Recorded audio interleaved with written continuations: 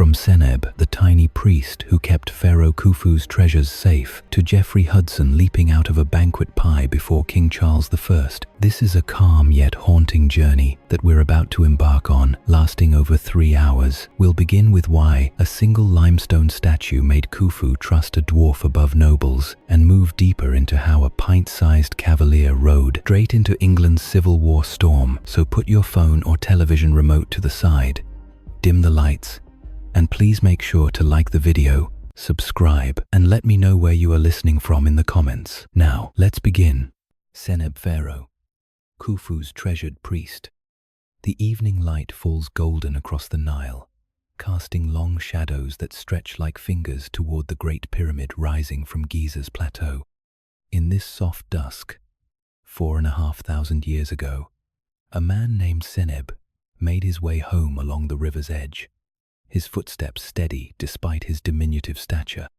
He was perhaps 3.5 feet tall, but in the eyes of Pharaoh Khufu's court, he stood as tall as any nobleman in the realm. Seneb was no ordinary priest. The hieroglyphic inscriptions that survived in his tomb speak of titles that would make modern academics dizzy with their complexity and prestige. He served as overseer of the dwarfs who delight the heart of the king, a position that might sound quaint to our ears but carried enormous responsibility in the intricate machinery of Old Kingdom Egypt. More than that, he held the sacred role of priest of the funerary cult of Khufu, meaning he was directly responsible for ensuring the god-king's eternal afterlife proceeded according to divine protocol. The limestone statue group found in his tomb tells us everything we need to know about how Egypt viewed its citizens of smaller stature. Seneb sits cross-legged in the traditional pose of a scribe, his wife Senetites beside him in equal dignity, her arm draped protectively around his shoulders. Their children stand where his legs would extend if he were taller, creating a visual harmony that speaks to the artistic genius of the Old Kingdom sculptors. But more than artistic cleverness, this arrangement reveals something profound about Egyptian society. Seneb's dwarfism was not seen as a limitation, but as a divine gift that brought him closer to the gods. In the theology of ancient Egypt, physical difference was often interpreted as divine favor. The god Bez, protector of households and children, was himself depicted as a dwarf, with a fierce, protective countenance. To be born with dwarfism was to carry a piece of divine essence, making such individuals particularly suited for sacred roles. This wasn't mere superstition. It was a sophisticated theological framework that saw the hand of the gods in human diversity. Seneb's titles extended far beyond the religious sphere. He was also overseer of the linen of the palace, controlling the production and distribution of the fine fabrics that clothed the royal family and adorned the temples. Linen production was one of Egypt's most important industries, and placing it under Seneb's authority demonstrates the complete trust Khufu placed in his diminutive priest. The pharaoh's own burial wrappings would have passed through Seneb's hands. The records suggest that Seneb owned significant amounts of land and employed numerous servants. His tomb, while not as grand as those of the highest nobility, was substantial enough to require a permanent staff of priests to maintain the offerings and rituals necessary for his eternal well-being. The wealth evident in his burial goods, fine jewelry, ceremonial vessels, and the exquisite family statue speaks to a man who had risen to the very heights of Egyptian society. What makes Seneb's story particularly remarkable is how it illuminates the broader attitudes toward dwarfism in Old Kingdom Egypt. Unlike many ancient societies that viewed physical differences with suspicion or fear, Egypt developed a complex understanding of divine favor that elevated rather than marginalized those with dwarfism. The court maintained an entire department of dwarfs, each with specific roles and responsibilities, all under Seneb's oversight.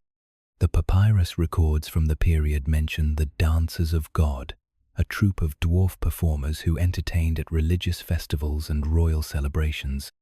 These weren't court jesters in the medieval sense, but skilled artists whose performances carried spiritual significance. They danced the sacred stories of creation and renewal, their movements believed to channel divine energy. SENEB oversaw these performances, ensuring they met the exacting standards required for royal and religious ceremonies. Archaeological evidence from SENEB's tomb includes the remains of what appears to be a writing kit, reed pens, ink palettes, and papyrus fragments. This suggests he was not only literate, but actively involved in the administrative work of the kingdom.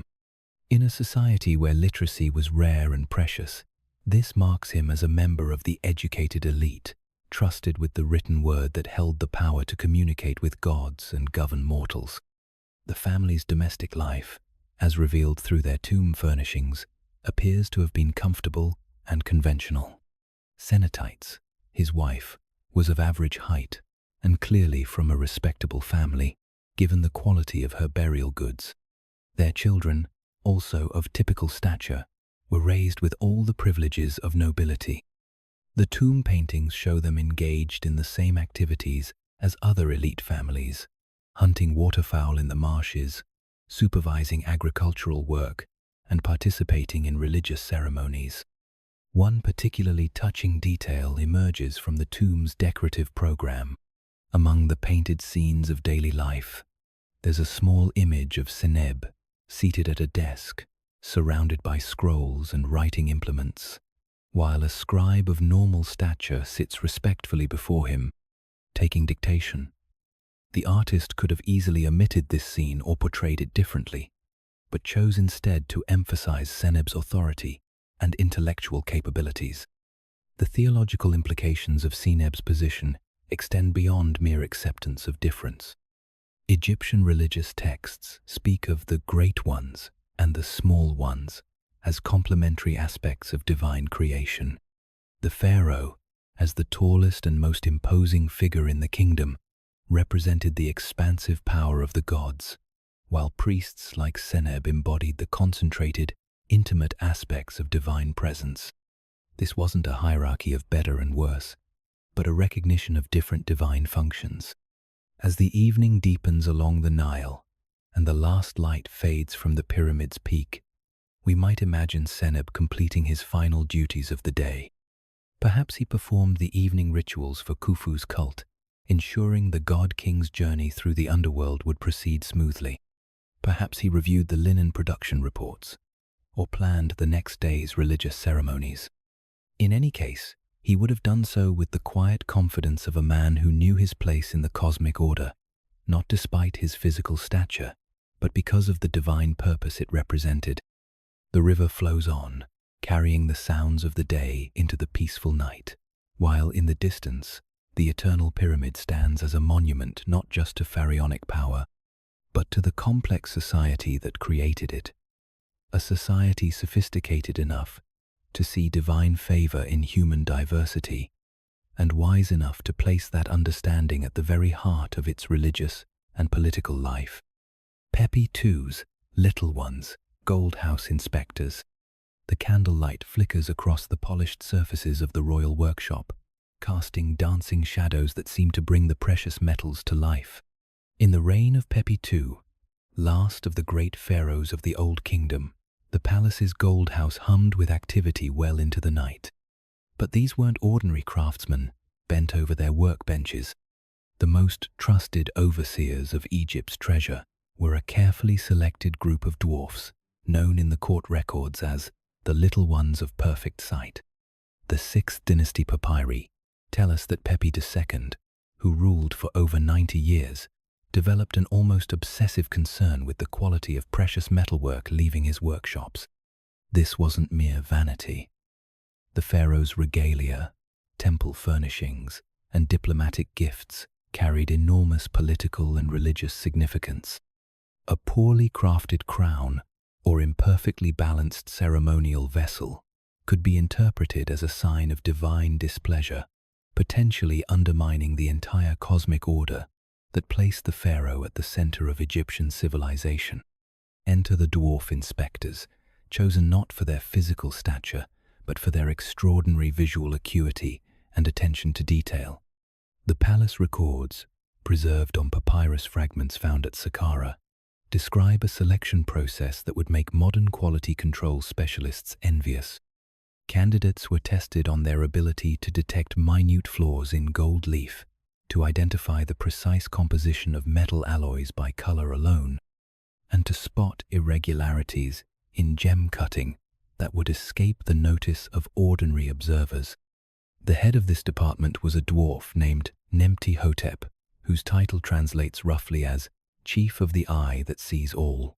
His seal, found in the ruins of the gold house, shows him seated before a balanced scale, weighing not just precious metals, but the spiritual significance of each piece. The hieroglyphic inscription around the seal's edge reads, "He who makes perfect that which pleases the gods, he who sees the hidden flaw that would anger heaven." The workshop itself was a marvel of organization. Each dwarf inspector had a specific specialty, one focused on the purity of gold, another on the precision of silver work, a third on the proper setting of precious stones. They worked by the light of oil lamps designed to reveal the true color of metals, using magnifying crystals imported from the eastern desert to examine the finest details of each piece. The standards they maintained were so exacting that even today, Egyptian goldwork from PEPY to Secon's reign is considered among the finest ever produced. The letters preserved in the palace archives reveal the respect these inspectors commanded. A missive from the high priest of Ptah in Memphis praises their work. "The sacred vessels you have examined shine with the favor of the gods. No imperfection mars their surface. No weakness hides in their construction. Through your eyes, the divine perfection is made manifest in earthly gold." This wasn't mere flattery. In a society where religious and political power were inseparable, the quality of sacred objects was a matter of national security. The economic importance of their work cannot be overstated. Egypt's wealth was built on gold, and the kingdom's diplomatic relationships often hinged on the quality of precious gifts sent to foreign courts. The dwarf inspectors were the guardians of Egypt's reputation, ensuring that every piece bearing the pharaoh's cartouche met the highest standards. Their approval was required before any precious object could leave the palace, and their seals carried the authority of the pharaoh himself. The daily routine of the gold house reveals the methodical nature of their work. Each morning, after the purification rituals required of all who handled sacred objects, the inspectors would review the previous day's production. They used a complex system of notation, recording not just their approval or rejection of each piece, but detailed observations about technique, materials, and spiritual significance. These records were considered so important that they were stored in the royal archives alongside treaties and tax records. One particularly fascinating document describes the inspection of a golden pectoral intended for the pharaoh's jubilee celebration. The dwarf inspector identified a microscopic flaw in the gold wire that formed the sacred scarab at the center of the piece. Rather than simply rejecting the work, he provided detailed instructions for repair, specifying the exact temperature required for the soldering process and the particular alloy needed to match the original work. The finished piece, when it finally received approval, became one of the masterpieces of Egyptian goldsmithing. The little ones were also responsible for training the next generation of craftsmen. The workshop records show that they conducted regular classes, teaching young artisans not just the technical skills of metalworking, but the spiritual disciplines required to create objects worthy of the gods. They emphasized that working with precious metals was a form of prayer, requiring purity of mind and heart as well as skill of hand. The relationship between the dwarf inspectors and the regular craftsmen appears to have been one of mutual respect rather than hierarchy. The craftsmen understood that the inspectors' perfectionism protected everyone in the workshop. A flawed piece that somehow reached the pharaoh could result in punishment for the entire gold house. The inspectors, for their part, seem to have taken a mentoring role, helping craftsmen understand not just what was wrong with their work, but why it mattered in the cosmic scheme of things. The palace accounts reveal that the dwarf inspectors were well compensated for their crucial work. They received regular rations of the finest foods, including bread made from the whitest flour, beer brewed from the best barley, and cuts of meat reserved for the nobility.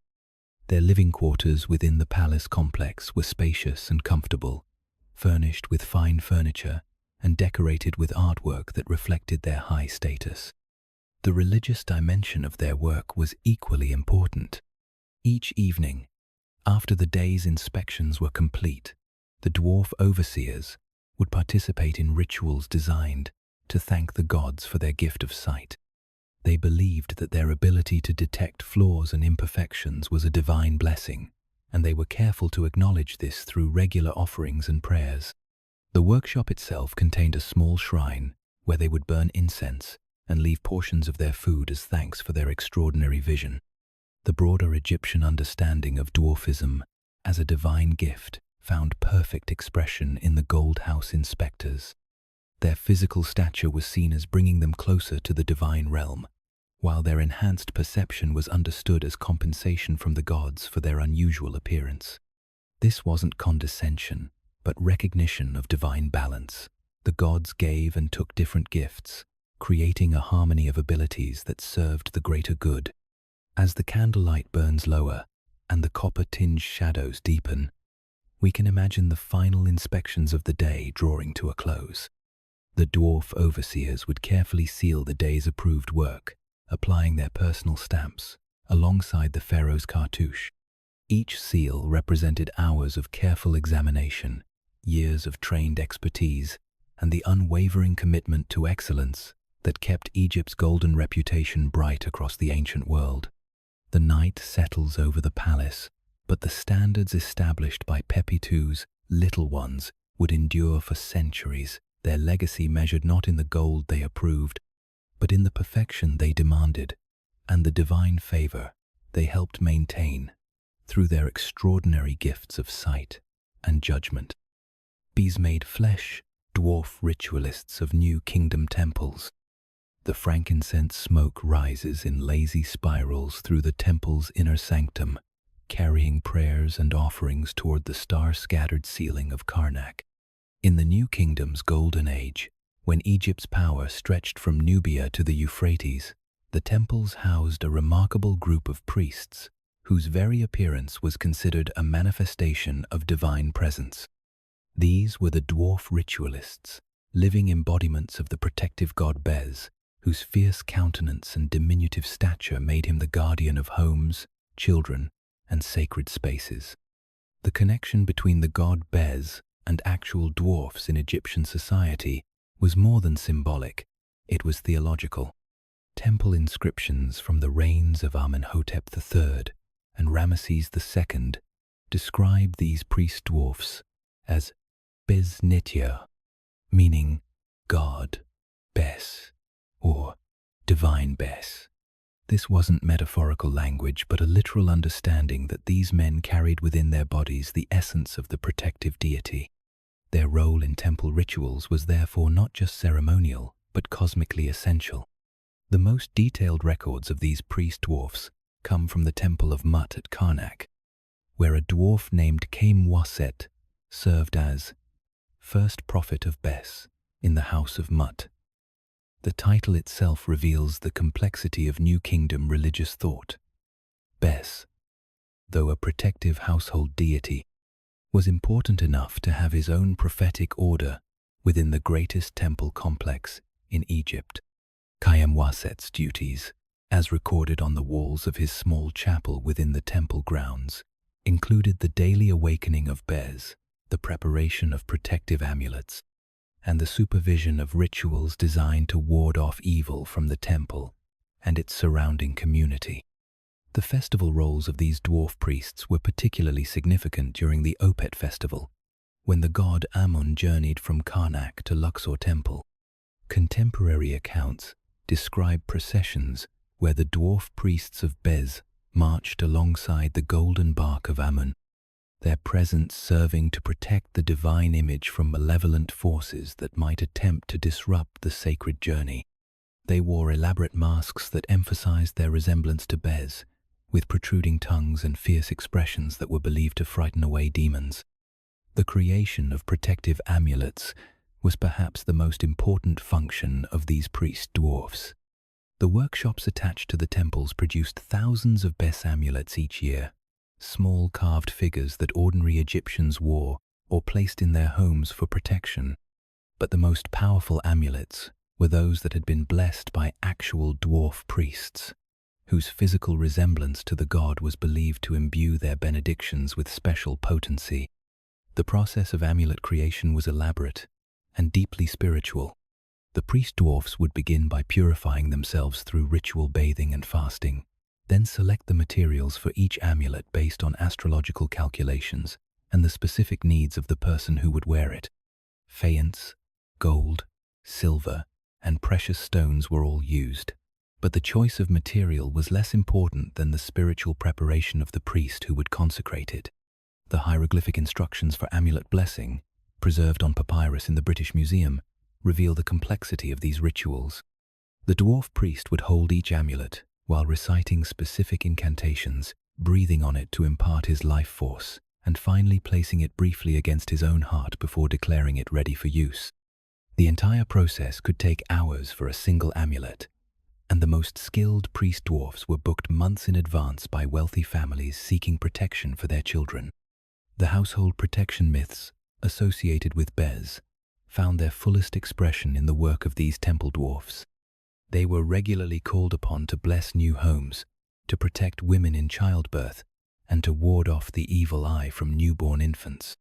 The fees for these services provided a substantial income for the temples, but the priest dwarfs were also expected to provide their protective services free of charge to the poor, understanding that divine protection should not be limited by economic circumstances. The theological significance of their work extended beyond mere ritual function. In Egyptian cosmology, the forces of chaos, represented by the serpent Apophis and various demons, were constantly threatening to overwhelm the ordered world maintained by the gods. Bes, as a protective deity, stood guard against these forces, and his dwarf priests served as his agents in the human world.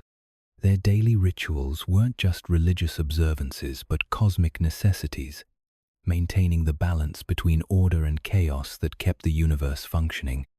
The training required to become a priest dwarf was extensive and began in childhood.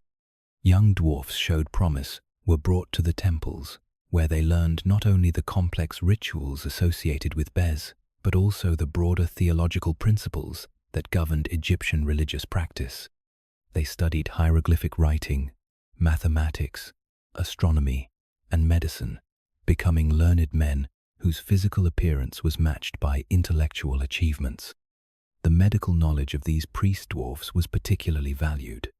Because Bes was associated with healing and protection, his priests were expected to understand the arts of medicine and magic. They prepared healing salves, protective potions, and antidotes for various poisons. The Edwin Smith papyrus mentions a dwarf priest of Bes who successfully treated a construction worker injured in the building of Ramesses II's mortuary temple, using a combination of surgical techniques and magical spells that saved the man's life. The social status of these priest dwarfs was remarkably high. They were exempt from taxation, owned significant property, and were often consulted by the highest officials in the kingdom. A letter from the archives of Deir el-Medina describes how the chief workmen of the royal tomb builders sought the blessing of a dwarf priest before beginning work on the pharaoh's sarcophagus, understanding that such a crucial project required the highest level of divine protection. The artistic representations of these priest dwarfs reveal how they were viewed by Egyptian society. Unlike the often caricatured images of Bes himself, the dwarf priests were portrayed with dignity and respect, shown performing their rituals with the same solemnity accorded to other high-ranking religious officials. Their physical stature was never mocked or minimized, but rather presented as evidence of their divine connection. The evening rituals of these priest dwarfs were particularly beautiful. As the sun set over the Nile, they would gather in the temple courtyards to perform the daily protection ceremonies. Using sistrum rattles and small drums, they would create rhythmic music that was believed to please Bez and strengthen his protective power. The sound of these instruments, echoing across the water, became one of the characteristic sounds of Egyptian temple life. The personal lives of these priest dwarfs appear to have been fulfilling and normal. They married, raised families, and participated in the social life of their communities. Their children, whether of typical or small stature, were raised with the same privileges and opportunities as other temple families. The tomb inscriptions of several priest dwarfs speak lovingly of their wives and children, expressing gratitude for the happiness their families brought them. The legacy of these dwarf ritualists extended far beyond their own lifetimes. The protective practices they developed became standard throughout Egyptian religion, and their understanding of Bez as a benevolent guardian influenced religious thought for centuries. Even in the Ptolemaic period, when much of traditional Egyptian religion was being modified by Greek influence, the dwarf priests of Bez maintained their ancient traditions and continued to serve their protective function. As the frankincense smoke finally dissipates and the temple lamps burn low, the soft sound of harp music drifts across the sacred precincts. In the darkness, the dwarf priests of Bez complete their evening duties, their prayers joining the eternal conversation between gods and mortals that kept the cosmic order secure. Their physical presence in the temple was more than symbolic. It was a living reminder that the divine could take many forms, and that protection often came in the most unexpected packages. The miniature ministers of ZHOU China. The autumn court of King Mu stretches beneath painted eaves, where crimson leaves drift like scattered memories across the marble steps of the western ZHOU Palace. In the 9th century before Christ, when China's Bronze Age reached its most refined expression, the royal court maintained a tradition that would seem remarkable to modern eyes: the elevation of dwarfs to positions of genuine governmental authority. These were not court entertainers or curiosities, but trusted advisors whose counsel shaped the destiny of the Middle Kingdom. The historical chronicles of the period, preserved in the bamboo annals and later compiled in the records of the grand historian, speak of King Mu's particular reliance on his miniature ministers, a term that carried no disrespect in the original Chinese but rather emphasized the concentrated wisdom believed to reside in smaller forms. The most prominent of these advisors was a man known as Wei Xiaoren, literally, Wei the Small Person, whose actual name has been lost to history, but whose influence on ZHOU policy was profound and lasting. Wei Xiaoren's rise to prominence began during the border conflicts with the Western tribes. The conventional generals had failed to understand the guerrilla tactics employed by the nomadic warriors, but Wei proposed a strategy that mirrored the adaptability of his own physical form. Rather than meeting force with force, he suggested a campaign of flexibility and patience, using smaller, more mobile units that could adapt to changing circumstances. The success of this approach not only secured the western borders, but established Wei as one of the king's most trusted military advisors. The Confucian debates that would later emerge around the role of physical appearance in governance had their roots in these ZHOU precedents. The ancient Chinese concept of Di, moral virtue or spiritual power, was understood to be independent of physical form. Indeed, the classics suggest that unusual physical characteristics were often seen as indicators of concentrated spiritual energy, much as a small but perfectly formed jade carving was considered more precious than a large but flawed piece. The court records, inscribed on bronze vessels and oracle bones, reveal that King Mu's dwarf advisors held a variety of specific portfolios. One managed the royal granaries, ensuring that the kingdom's food stores were properly distributed during times of scarcity. Another oversaw the tribute system, negotiating with vassal states and managing the complex web of obligations that held the ZHOU Confederation together. A third served as the king's personal messenger to the spirit world, conducting rituals and interpreting omens that guided royal decision-making. The most fascinating aspect of their service was the philosophical framework that surrounded it. The ZHOU conception of the mandate of heaven, the idea that legitimate rule came from divine approval, was understood to manifest in unexpected ways. The presence of gifted dwarfs in positions of authority was seen as evidence that heaven blessed the kingdom with wisdom in many forms. Their counsel was therefore not just politically valuable but spiritually significant. The autumn ceremonies of the ZHOU court provided the perfect backdrop for these miniature ministers to display their capabilities. During the harvest festivals, when the success of the year's crops was celebrated and the following year's policies were planned, the dwarf advisors would present their recommendations in elaborate ceremonial settings. They wore silk robes of deep purple and gold, their small stature somehow emphasizing rather than diminishing their authority as they addressed the assembled nobles and officials. The written records of their speeches, preserved on silk scrolls found in Han Dynasty tombs, reveal sophisticated thinking about statecraft and governance. Wei Xiaoren's discourse on the proper relationship between the ruler and the ruled, for instance, uses the metaphor of a garden where plants of different sizes contribute to the overall beauty and health of the whole. His argument that diversity of form leads to strength of function would later influence Confucian thought about the ideal society. The economic policies advocated by these miniature ministers were notably progressive for their time. They proposed systems of crop rotation that would maintain soil fertility, argued for the establishment of granaries in every district to prevent famine, and developed trade relationships with distant kingdoms that brought new technologies and ideas to Zhou China. Their recommendations were not always popular with the established nobility, but King Mu's confidence in their judgment usually carried the day. The military innovations introduced by the dwarf advisors had lasting impact on Chinese warfare.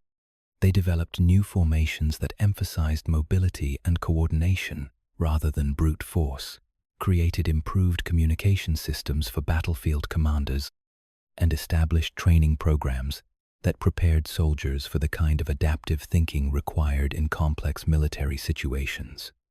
These innovations would later be refined and systematized by military theorists like Sun Tzu. The spiritual dimensions of their service were equally important. The dwarf ministers served as intermediaries between the earthly court and the celestial realm, their unusual physical characteristics seen as evidence of their ability to move between different levels of existence.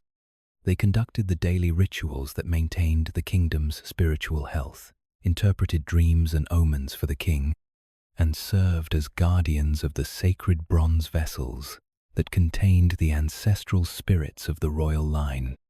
The personal relationships between King Mu and his miniature ministers appear to have been genuinely warm and respectful. The court poetry of the period includes several verses celebrating their friendship and mutual regard. One poem, inscribed on a bronze wine vessel, speaks of the king's joy in their company and his gratitude for their loyal service. Another describes the pleasure of autumn evening conversations, when the business of government was set aside for philosophical discussion and quiet contemplation. The social integration of these dwarf advisors was remarkably complete. They lived in comfortable quarters within the palace complex, maintained their own households, and participated fully in court society. Their families were provided with the same educational opportunities as other noble households, and their children, regardless of their physical stature, were considered eligible for government service based on their merit and abilities. The artistic representations of these miniature ministers reveal how they were viewed by Zhou society. The bronze vessels and jade carvings that survive from the period show them engaged in their official duties with dignity and respect. They are portrayed as full participants in court life, not as curiosities or entertainers, but as essential members of the governmental apparatus. Their physical difference is acknowledged but not emphasized, suggesting a society that had learned to value intellectual and spiritual qualities over physical appearance. The educational background of these advisors was extensive and sophisticated. They were trained in the classics of Chinese literature, studied the mathematical and astronomical knowledge necessary for calendar making and agricultural planning, and learned the complex protocols that governed diplomatic relations with other kingdoms.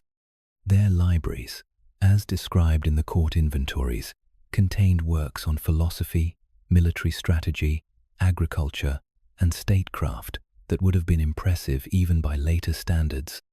The legacy of Zhou China's miniature ministers extended far beyond their own lifetimes. Their innovations in governance, military strategy, and spiritual practice became part of the Chinese governmental tradition. The concept that wisdom could come in unexpected forms, that physical appearance was less important than moral character, and that diversity of perspective strengthened rather than weakened the state. These ideas would resonate through Chinese history for millennia. As the autumn afternoon fades and the royal carriages prepare for the slow journey into the misty mountains, we can imagine King Mu taking leave of his trusted advisors. The relationship between the Zhou ruler and his miniature ministers had created a new model of governance, one that recognized that true authority came not from physical dominance, but from the wisdom and virtue that could reside in any human form. Their influence would be felt in the corridors of Chinese power for generations to come, a testament to the Zhou understanding that the mandate of heaven could manifest in the most unexpected ways. Tang Dynasty's TWO-ZHANG musical troupe. The lanterns of Chang'an cast their warm glow across the palace courtyard, illuminating a scene that would have seemed magical to visitors from less sophisticated kingdoms.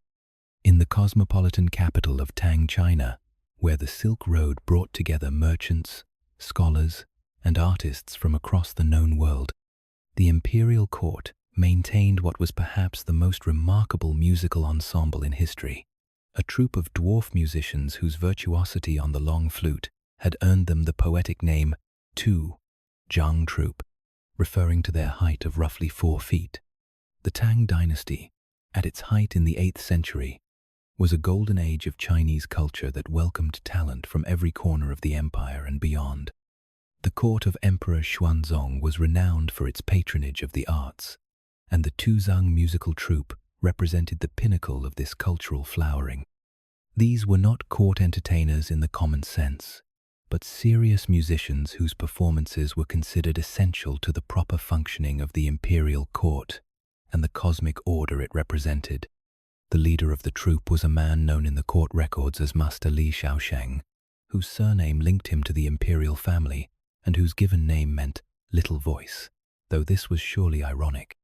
Given the power and range of his musical expression, Li had been trained from childhood in the musical traditions of the court, studying not only the technical aspects of performance but also the philosophical principles that governed Chinese music theory.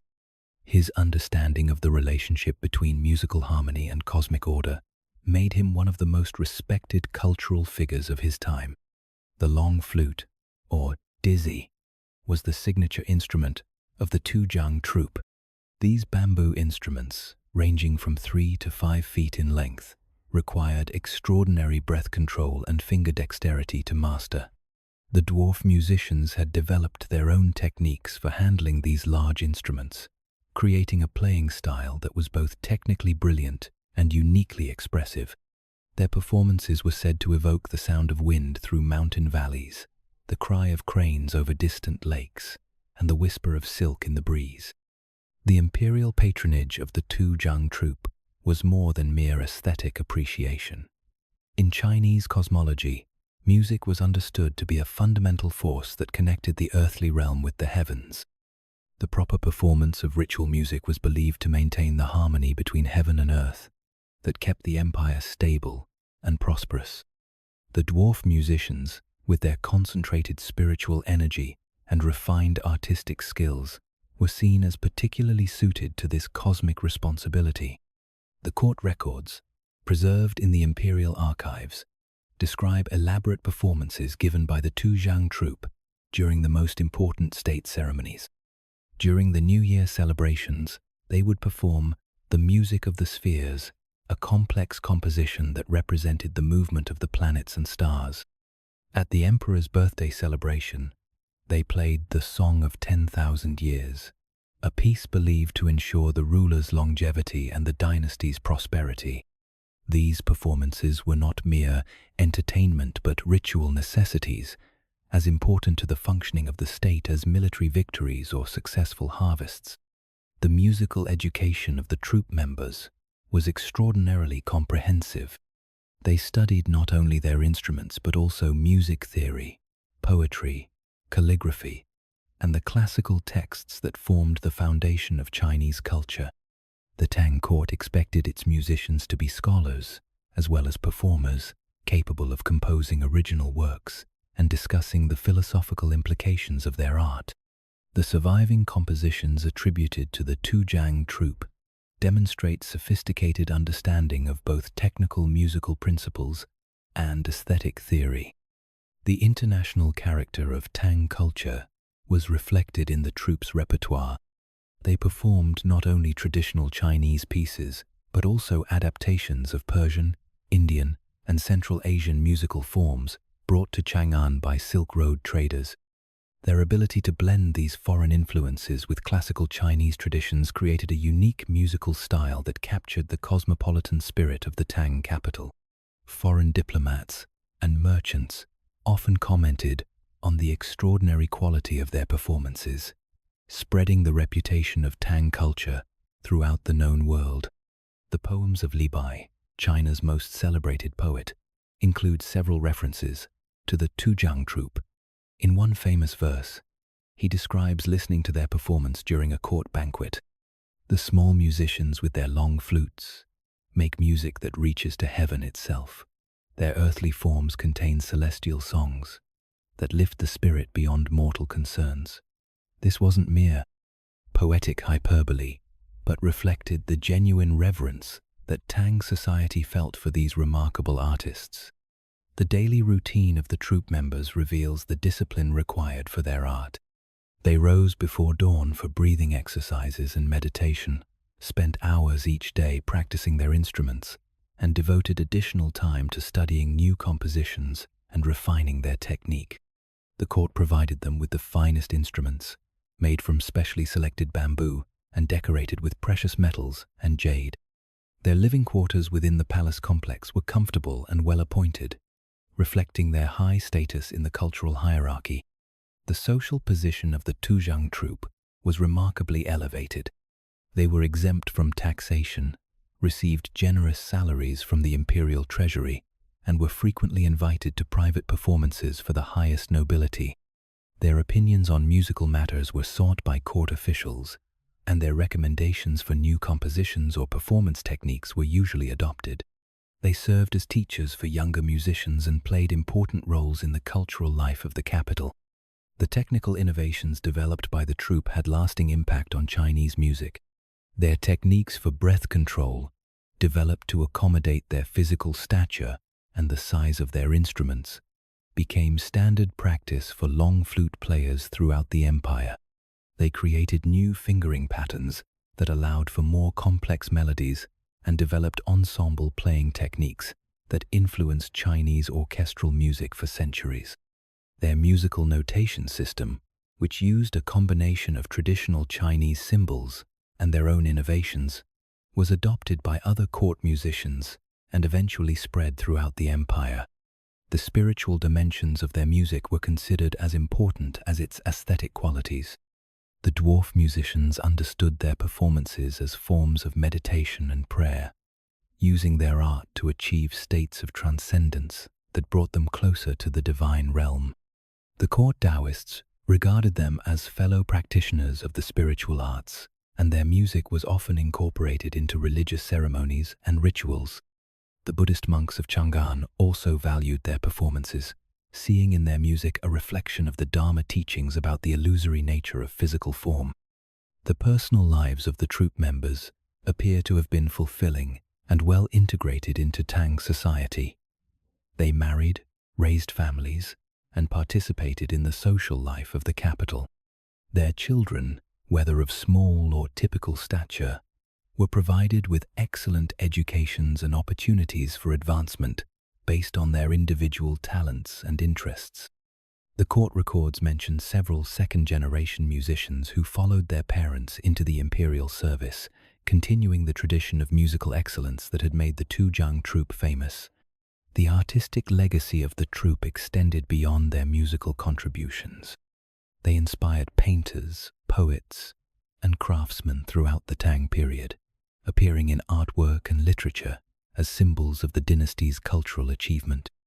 Their influence on Chinese aesthetics was profound, helping to establish the principle that artistic excellence could transcend physical limitations, and that true beauty lay in the harmony of spirit and technique rather than mere external appearance. The economic impact of the TWO-ZHANG troupe was also significant. Their performances attracted visitors from across the empire and beyond, contributing to Chang'an's reputation as a cultural center and boosting the city's economy. The instruments they played, the silk costumes they wore, and the various accessories of their performances created demand for skilled craftsmen and luxury goods. Their success demonstrated the economic value of cultural investment and helped justify the court's continued patronage of the arts. As the evening performance draws to a close and the last notes of the bamboo flute fade into the lantern-lit night, we can imagine the TWO-ZHANG troupe taking their final bows before the appreciative court. Their music had done more than entertain. It had connected the earthly palace with the celestial realm, maintained the cosmic harmony that kept the empire stable, and demonstrated the Tang dynasty's commitment to recognizing excellence in all its forms. The quiet sound of their flutes, drifting across the courtyards of Chang'an, carried with it the essence of a civilization that had learned to value the gifts of the spirit over the accidents of physical form. CHOLA temple guardians, in miniature. The bronze temple bells of Tanjavur ring softly in the evening air, their sound carrying across the stone courtyards where shadows lengthen and the day's heat slowly dissipates. In the magnificent temples of the Chola dynasty, during the empire's golden age in the 11th and 12th centuries, an extraordinary tradition flourished that blended architectural grandeur with human dignity in ways that would have been remarkable in any age. The great temple complexes, with their soaring towers and intricate carvings, were protected not only by carved stone guardians, but by living sentries of diminutive stature, who served as the earthly embodiments of divine protection. The Chola understanding of temple guardianship was deeply sophisticated, rooted in Tamil religious traditions that saw the divine presence as manifest in multiple forms.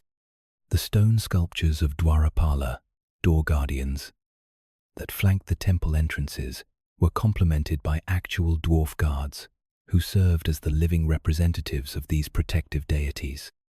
These men, known in the temple records as Surya Kaval, or small protectors, were not mere symbolic figures, but trained guardians whose responsibilities encompassed both the physical security of the temple and the spiritual well-being of its devotees. The most detailed records of these temple guardians come from the Brihadiswara temple in Thanjavur, the masterpiece of Chola architecture commissioned by the great king Rajaraja. The temple inscriptions, carved in elegant Tamil script on granite walls, describe a carefully organized system of dwarf guardians who worked in rotating shifts to ensure continuous protection of the sacred space. Their duties included monitoring the movements of pilgrims, safeguarding the temple treasures, and maintaining the ritual purity that was essential to the temple's spiritual function. The selection process for these guardians was rigorous and began with spiritual considerations. The temple priests believed that individuals of small stature possessed a natural connection to the divine realm that made them ideal intermediaries between the earthly and celestial worlds. Candidates were tested not only for their physical capabilities but also for their knowledge of Sanskrit prayers, their understanding of temple protocol, and their ability to detect spiritual as well as physical threats to the sacred space. The training of a temple guardian was extensive and multifaceted. The young men studied martial arts adapted to their physical stature, learning techniques that emphasized agility, strategy, and the use of specialized weapons designed for smaller hands. They also received education in temple astronomy, learning to read the movements of stars and planets that determined the timing of religious ceremonies.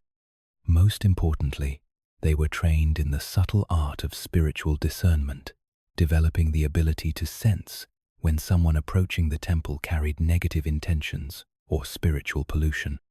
The bronze casting workshops attached to the major temples provided another dimension to the lives of these dwarf guardians. Many of them were skilled artisans who spent their non-duty hours creating the bronze sculptures that adorned the temple complexes.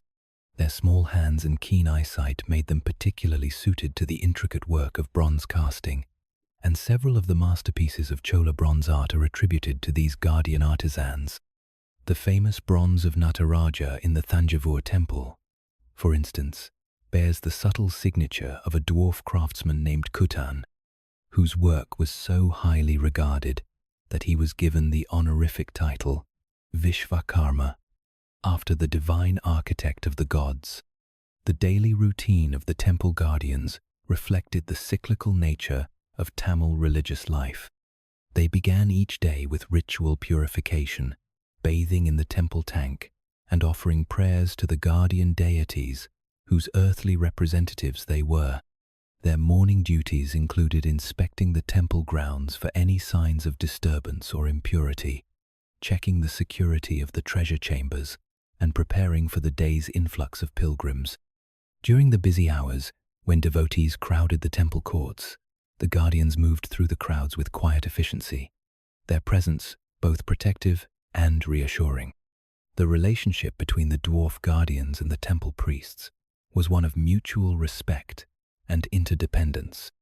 The priests relied on the guardians' knowledge of the temple's physical layout and their ability to manage the practical aspects of temple security. The guardians, in turn, looked to the priests for guidance on religious matters and for validation of their spiritual authority. This partnership was formalized in the temple's administrative structure, with the chief guardian holding a position equivalent to that of a junior priest. The temple records reveal that the dwarf guardians were well compensated for their service. They received regular payments from the temple treasury, grants of land that provided additional income, and a share of the offerings made by devotees. Their living quarters within the temple complex were comfortable and well appointed, reflecting their status as important members of the temple community. They were also provided with fine clothing appropriate to their ceremonial duties, and with the weapons and equipment necessary for their protective function. The spiritual dimensions of their work were considered as important as their practical duties. The guardians understood themselves as servants of the divine, and their protective activities were seen as forms of worship. They believed that their vigilance helped maintain the spiritual purity of the temple, creating an environment where devotees could achieve closer communion with the divine. Their presence was therefore not just practical but theologically necessary, an essential component of the temple's sacred function. The architectural integration of the dwarf guardians into temple design was remarkable. Special niches were carved into the temple walls where the guardians could position themselves during ceremonies, allowing them to observe the proceedings while remaining unobtrusive. These niches, decorated with intricate carvings that often depicted the guardians themselves, became part of the temple's artistic program. The sculptors who created these images worked closely with the actual guardians, ensuring that the stone representations accurately reflected the dignity and importance of their living counterparts. The seasonal festivals provided the most dramatic opportunities for the dwarf guardians to display their capabilities. During the annual Brahmotsavam's celebration, when the temple's principal deity was taken in procession through the surrounding streets, the guardians formed a protective cordon around the sacred image. Their colorful silk costumes, their ceremonial weapons, and their disciplined movements created a spectacle that impressed both devotees and foreign visitors. The Chinese pilgrim Xuanzang, who visited South India during this period, wrote admiringly of the small warriors who who guard the gods with fierce devotion. The medical knowledge of the temple guardians was another important aspect of their service. Many of them were skilled in traditional Tamil medicine, using their knowledge of herbs and healing practices to treat pilgrims who became ill during their temple visits. They maintained small dispensaries within the temple complex, stocked with remedies for common ailments and first aid supplies for more serious injuries. Their combination of spiritual and medical knowledge made them valuable resources for the temple community and the surrounding population. The artistic influence of the dwarf guardians extended beyond their direct contributions to bronze casting. They served as models for sculptors, their distinctive forms appearing in countless temple carvings throughout the Chola Empire.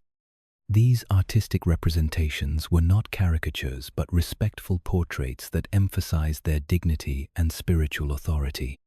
The sculptors understood that these men were not merely physical guards but spiritual protectors, and their artistic treatment reflected this understanding. The legacy of the Chola temple guardians influenced temple practices throughout South India. Other dynasties adopted similar systems, recognizing the practical and spiritual benefits of having dedicated dwarf guardians.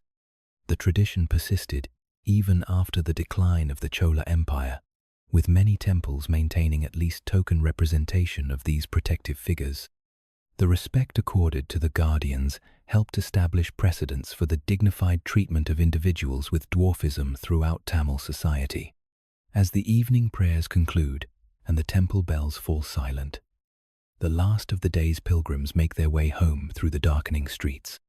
The dwarf guardians continue their vigilant watch, their presence a reminder that divine protection can take many forms.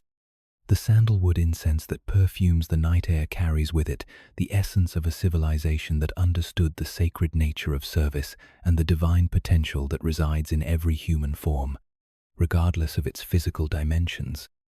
Maya King, his sacred dwarfs at UXMAL. The moon rises full and silver over the pyramid of UXMAL, casting ethereal shadows across the precisely carved stones that have stood witness to centuries of Maya civilization. In the heart of the Yucatan Peninsula, during the late classic period when Maya culture reached its most sophisticated expression, the great city of UXMAL was home to one of the most remarkable royal courts in the ancient Americas. Here, the ruler known to history as Lord Chak governed with the assistance of a council of sacred dwarfs whose role in Maya cosmology was as fundamental as the movement of the planets themselves. The Maya understanding of dwarfism was deeply embedded in their creation mythology.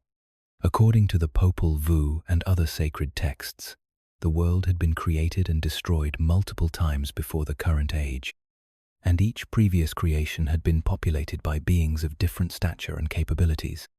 The dwarfs who served in the royal court were understood to be survivors or descendants of these earlier creations, possessing ancient wisdom and supernatural abilities that made them invaluable to the current world's rulers. The pyramid itself told this story in stone. The intricate carvings that covered its western facade depicted the legendary dwarf builders who, according to Maya tradition, had constructed UXMAL in a single night using their magical powers. These weren't mere mythological figures, but represented the actual dwarf counselors who advised the Maya kings. The archaeological evidence suggests that real dwarfs held positions of extraordinary authority at UXMAL. Their counsel sought on matters ranging from agriculture and astronomy to warfare and diplomacy. The most prominent of these advisors was a man whose name appears in the hieroglyphic inscriptions as Itzamna Och, meaning Iguana House of the Creator God. The title itself reveals the sacred nature of his position. He was understood to be a living connection to Itzamna, the supreme creator deity of the Maya pantheon. His residence within the palace complex, excavated by archaeologists in the 20th century, contained astronomical instruments, codices, and ritual paraphernalia that marked him as both a scholar and a priest of the highest order. The cosmological significance of the dwarf counselors was reflected in their role in Maya calendar keeping and astronomical observation.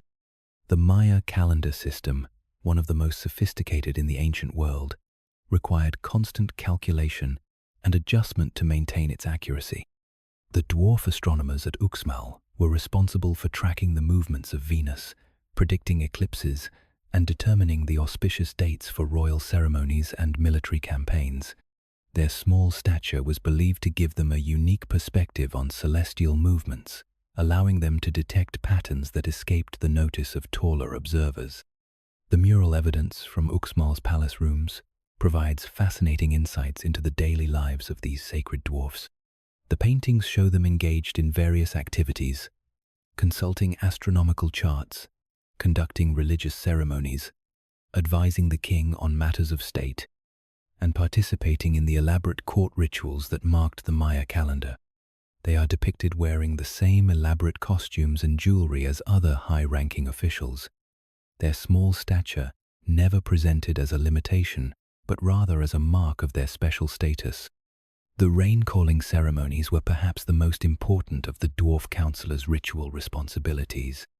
In the arid Yucatan, where agriculture depended entirely on seasonal rainfall, the ability to predict and influence weather patterns was literally a matter of life and death. The Maya believed that dwarfs, because of their connection to the underworld and the earlier creations, had special power over Jack, the rain god. During times of drought, elaborate ceremonies were conducted in which the dwarf priests would call upon their ancestral connections to bring the life-giving rains. The archaeological record from UXMAL includes remarkable evidence of these rain ceremonies. Archaeologists have uncovered specialized ritual chambers beneath the palace, where the dwarf priests conducted their weather magic. These underground spaces were connected by a complex system of channels and pools that allowed water to flow through them during the rainy season, creating acoustic effects that mimicked the sound of rainfall. The dwarf priests would use these chambers to commune with Chak, their voices echoing through the stone passages as they called upon the rain god to bless the land. The agricultural expertise of the dwarf councillors was equally important to UXMAL's prosperity. They understood the complex relationships between astronomical cycles and agricultural timing, using their knowledge to advise farmers on when to plant, when to harvest, and how to store crops for maximum yield. The raised field systems that surrounded UXMAL, engineered to maximize water retention and soil fertility, were designed according to principles developed by the dwarf agricultural specialists. The diplomatic role of the sacred dwarfs extended throughout the Maya world. They served as ambassadors to other city-states, their sacred status ensuring safe passage even during times of conflict. The hieroglyphic records from sites like Chichen Itza and Koba mention visits from UXMAL's dwarf diplomats, who negotiated trade agreements, marriage alliances, and territorial boundaries. Their reputation for wisdom and honesty made them ideal mediators in disputes between rival rulers. The education provided to the dwarf councillors was comprehensive and began in early childhood. Young dwarfs who showed intellectual promise were brought to the palace school, where they studied hieroglyphic writing, mathematics, astronomy, and religious doctrine. The curriculum also included practical skills like agriculture, engineering, and statecraft. The goal was to produce not just advisors but Renaissance figures who could contribute to every aspect of Maya civilization. The artistic traditions of UXMAL were deeply influenced by the presence of the dwarf councillors.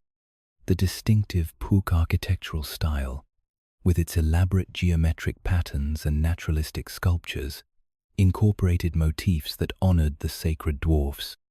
The facades of many buildings included carved representations of the dwarf builders, their forms integrated into the overall decorative scheme in ways that emphasized their cosmic significance. These weren't mere decorative elements but theological statements about the role of dwarfs in Maya cosmology. The medical knowledge of the dwarf councillors was highly advanced for its time. They understood the properties of local plants and minerals, using them to create medicines that treated everything from common ailments to serious injuries. Their medical practices combined empirical observation with spiritual healing, reflecting the Maya understanding that physical and spiritual health were inseparable. The palace infirmary, where they treated both royal family members and common citizens, became a center of medical learning that attracted healers from throughout the Maya world. The military role of the sacred dwarfs was more strategic than tactical. While they didn't serve as frontline warriors, their astronomical knowledge made them invaluable for timing military campaigns and predicting the outcomes of battles. They understood that warfare, like agriculture, followed cosmic cycles, and they advised the king on when to attack, when to defend, and when to seek peace. Their counsel was particularly valued during the complex military campaigns that characterized late classic Maya politics. The personal relationships between Lord Chak and his dwarf counselors appear to have been genuinely close and mutually respectful. The hieroglyphic inscriptions speak of their words of jade and gold, indicating that their advice was considered precious and valuable. The king's own residence included special chambers designed to accommodate his smaller advisors, with furniture and fittings scaled to their needs. This wasn't mere accommodation, but recognition of their importance to the functioning of the royal court. The religious ceremonies conducted by the dwarf priests were elaborate affairs that could last for days. During the winter solstice, they would conduct rituals designed to ensure the sun's return to strength. At the spring equinox, they performed ceremonies to guarantee successful crops. The summer solstice brought rituals for protection against hurricanes and tropical storms. These ceremonies weren't mere superstition, but sophisticated attempts to maintain harmony between human society and the natural world. The legacy of UXMAL's sacred dwarfs extended far beyond their own lifetimes. The astronomical knowledge they developed influenced Maya science for centuries. Their agricultural techniques spread throughout the Yucatan, improving crop yields and helping to sustain larger populations. Their diplomatic practices became models for intercity relations throughout the Maya world. Most importantly, their example demonstrated that wisdom and authority could transcend physical form, establishing precedents that influenced Maya society long after the fall of UXMAL itself. As the moonlight bathes the ancient stones and the jungle sounds of night creatures begin their eternal chorus, we can imagine the sacred dwarfs of UXMAL completing their evening observations. From their vantage point atop the Great Pyramid, they would have watched the stars wheel overhead, calculating the movements that would determine tomorrow's activities and next season's ceremonies. Their small forms, silhouetted against the vast Maya sky, represented the human quest to understand and harmonize with the cosmic forces that shaped their world. Aztec Flower Garden, Dwarfs of Montezuma. The twilight descends over Tenochtitlan like a gentle blanket, painting the great lagoon in shades of gold and crimson as the last light fades from the towering temples of the Aztec capital. In the elaborate gardens of Montezuma's palace, where exotic birds from every corner of the empire filled the air with their songs, there lived a community of dwarfs whose lives embodied the complex relationship between power, beauty, and diplomacy in the Aztec world. These were not servants or entertainers, but valued members of the imperial court whose roles ranged from diplomatic messengers to master craftsmen in the delicate art of featherwork. The Spanish conquistadors who witnessed this remarkable society left detailed accounts of what they encountered, though their European perspectives often failed to grasp the sophisticated social structures they were observing. Bernal Diaz del Castillo, in his Chronicle of the Conquest, wrote with obvious amazement about Montezuma's flower garden of little people, describing men and women of small stature who moved through the palace grounds with the dignity of nobles, dressed in fine cotton and adorned with jewelry that would have been envied by European princes. The Aztec understanding of dwarfism was fundamentally different from European concepts of the time. In Nahuatl, the language of the Aztecs, individuals of small stature were called tepitzin, a term that carried connotations of preciousness and concentration rather than diminishment. They were understood to possess teotl, divine essence, in concentrated form, making them particularly suited for roles that required spiritual sensitivity and artistic refinement. This theological framework elevated rather than marginalized them within Aztec society. The diplomatic functions of Montezuma's dwarfs were among their most important contributions to the empire. They served as ambassadors to tributary states and neighboring kingdoms, their sacred status ensuring safe passage even through hostile territory. The Aztec belief that harming a dwarf would bring divine retribution made them ideal diplomatic messengers, able to carry sensitive communications across vast distances without fear of violence. Their reports, recorded in the pictographic codices that served as the Aztec writing system, provide some of our best evidence about the far-reaching extent of Aztec influence.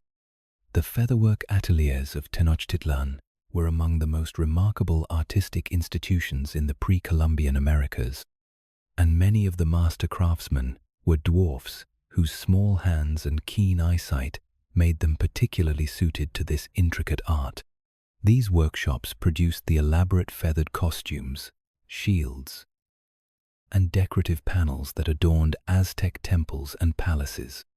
The techniques they developed for working with the iridescent plumes of quetzals, hummingbirds, and tropical parrots created artworks of breathtaking beauty that amazed even the conquest-hardened Spanish soldiers. The most skilled of these featherwork masters was a dwarf known as Tlacael, whose name meant heart of the house, and whose creations were considered so beautiful that they were believed to contain the essence of the gods themselves. His workshop, located within the palace complex, employed dozens of assistants and maintained vast inventories of feathers collected from throughout the empire. The Spanish chronicler Sahagún described watching Tlacael work, noting how he would select each feather with the precision of a jeweler, examining its color and texture before incorporating it into his designs. The process of creating featherwork was extraordinarily complex and time-consuming. The master craftsmen would begin by sketching their designs on amat paper, using traditional Aztec pictographic symbols to plan the arrangement of colors and pattern. They would then prepare a backing of cotton cloth or agave fiber, coating it with natural adhesives made from tree saps and plant extracts. Each feather was individually selected, trimmed, and attached, using techniques that had been refined over generations of practice. The religious significance of featherwork was deeply embedded in Aztec cosmology. Birds were understood to be messengers between the earthly and divine realms, and their feathers carried spiritual power that could be transferred to human artifacts. The dwarf craftsmen were seen as particularly suited to work with these sacred materials because their concentrated divine essence allowed them to handle the spiritual energies involved without being overwhelmed. The feathered costumes they created for priests and nobles weren't mere decoration, but ritual implements that enhanced the wearer's connection to the gods. The social structure of the palace's dwarf community was complex and well organized. They lived in comfortable quarters within the royal complex, organized into family groups that included individuals of various statures. The Aztec practice of adoption meant that dwarf families often included children of typical height, while families of average-sized people sometimes adopted dwarf children. This fluid family structure created a society where physical difference was accommodated rather than segregated. The educational opportunities available to the palace dwarfs were extensive. They attended the same schools as other noble children, studying the complex Aztec calendar system, learning to read and create pictographic codices, and mastering the mathematical calculations required for tribute assessment and trade. Many became accomplished scholars, contributing to the intellectual life of the empire in fields ranging from astronomy to engineering. The gardens themselves were marvels of Aztec engineering and horticulture. Built on artificial islands in Lake Texcoco, they featured elaborate irrigation systems, terraced plantings, and carefully planned arrangements of flowers, medicinal plants, and exotic specimens from throughout the empire. The dwarf gardeners who maintained these spaces were expert botanists who understood the complex requirements of plants from different climatic zones. Their knowledge of plant breeding and cultivation techniques contributed significantly to Aztec agricultural success. The Spanish accounts describe elaborate ceremonies in which the palace dwarfs participated as essential figures rather than mere entertainers. During the festival of Toxcatl, dedicated to the god Tezcatlipoca, they performed ritual dances that reenacted the creation of the world. Their movements, choreographed to represent the cosmic forces that shaped the universe, were believed to help maintain the balance between order and chaos that kept the world functioning. The economic importance of the dwarf craftsmen extended far beyond their artistic contributions. The featherwork they produced was among the empire's most valuable trade goods, sought after by merchants and rulers throughout Mesoamerica. The tribute records show that feathered items were specifically requested by tributary states, indicating their value as diplomatic gifts and symbols of Aztec cultural achievement. The dwarf artisans who created these treasures were therefore important contributors to the empire's economic and political power. The medical knowledge of the palace dwarfs was highly developed and drew on traditions from throughout the Aztec Empire. They served as healers for the royal household, using combinations of herbal remedies, spiritual healing, and surgical techniques to treat various ailments. Their understanding of human anatomy, gained through their own experiences with physical difference, made them particularly skilled at treating injuries and conditions that affected mobility and physical function. The personal relationship between Montezuma and his dwarf courtiers appears to have been genuinely affectionate and respectful. The Spanish chronicles describe the emperor's obvious pleasure in their company and his concern for their welfare. He regularly sought their counsel on matters of state, particularly those involving diplomacy and trade. Their quarters within the palace were among the most luxurious, furnished with fine textiles, precious ornaments, and all the comforts befitting their high status. The artistic influence of the palace dwarfs extended throughout Aztec culture. They served as models for sculptors and painters, their distinctive forms appearing in artworks that celebrated their contributions to empire. The famous Aztec calendar stone includes representations of dwarf figures among its complex symbolic program, indicating their importance in Aztec cosmological thinking. These artistic representations were always dignified and respectful, emphasizing their spiritual significance rather than their physical difference. The tragic end of this remarkable community came with the Spanish conquest. Many of the palace dwarfs died during the siege of Tenochtitlan, either from disease or violence. Those who survived faced a new world that had little understanding of or respect for their traditional roles. The featherwork traditions they had maintained for generations were largely lost, though some techniques survived in remote communities where indigenous traditions persisted. The legacy of Montezuma's flower garden dwarfs lives on in the archaeological record and in the Spanish chronicles that documented their remarkable society. Their story demonstrates that pre-Columbian American civilizations had developed sophisticated approaches to human diversity, creating social structures that valued individual contributions over physical conformity. Their artistic achievements, diplomatic successes, and scholarly contributions remind us that excellence can flourish in any form when society creates the conditions for it to emerge. As the last light fades from the Great Lagoon and the sounds of evening settle over the ruins of what was once the most magnificent city in the Americas, we can imagine the gentle ripples spreading across the water where Tenochtitlan's gardens once bloomed. In those ripples, perhaps, we can still sense the presence of the remarkable individuals who made this lost world so beautiful, their legacy preserved in the stones and stories that survived the conquest's devastation.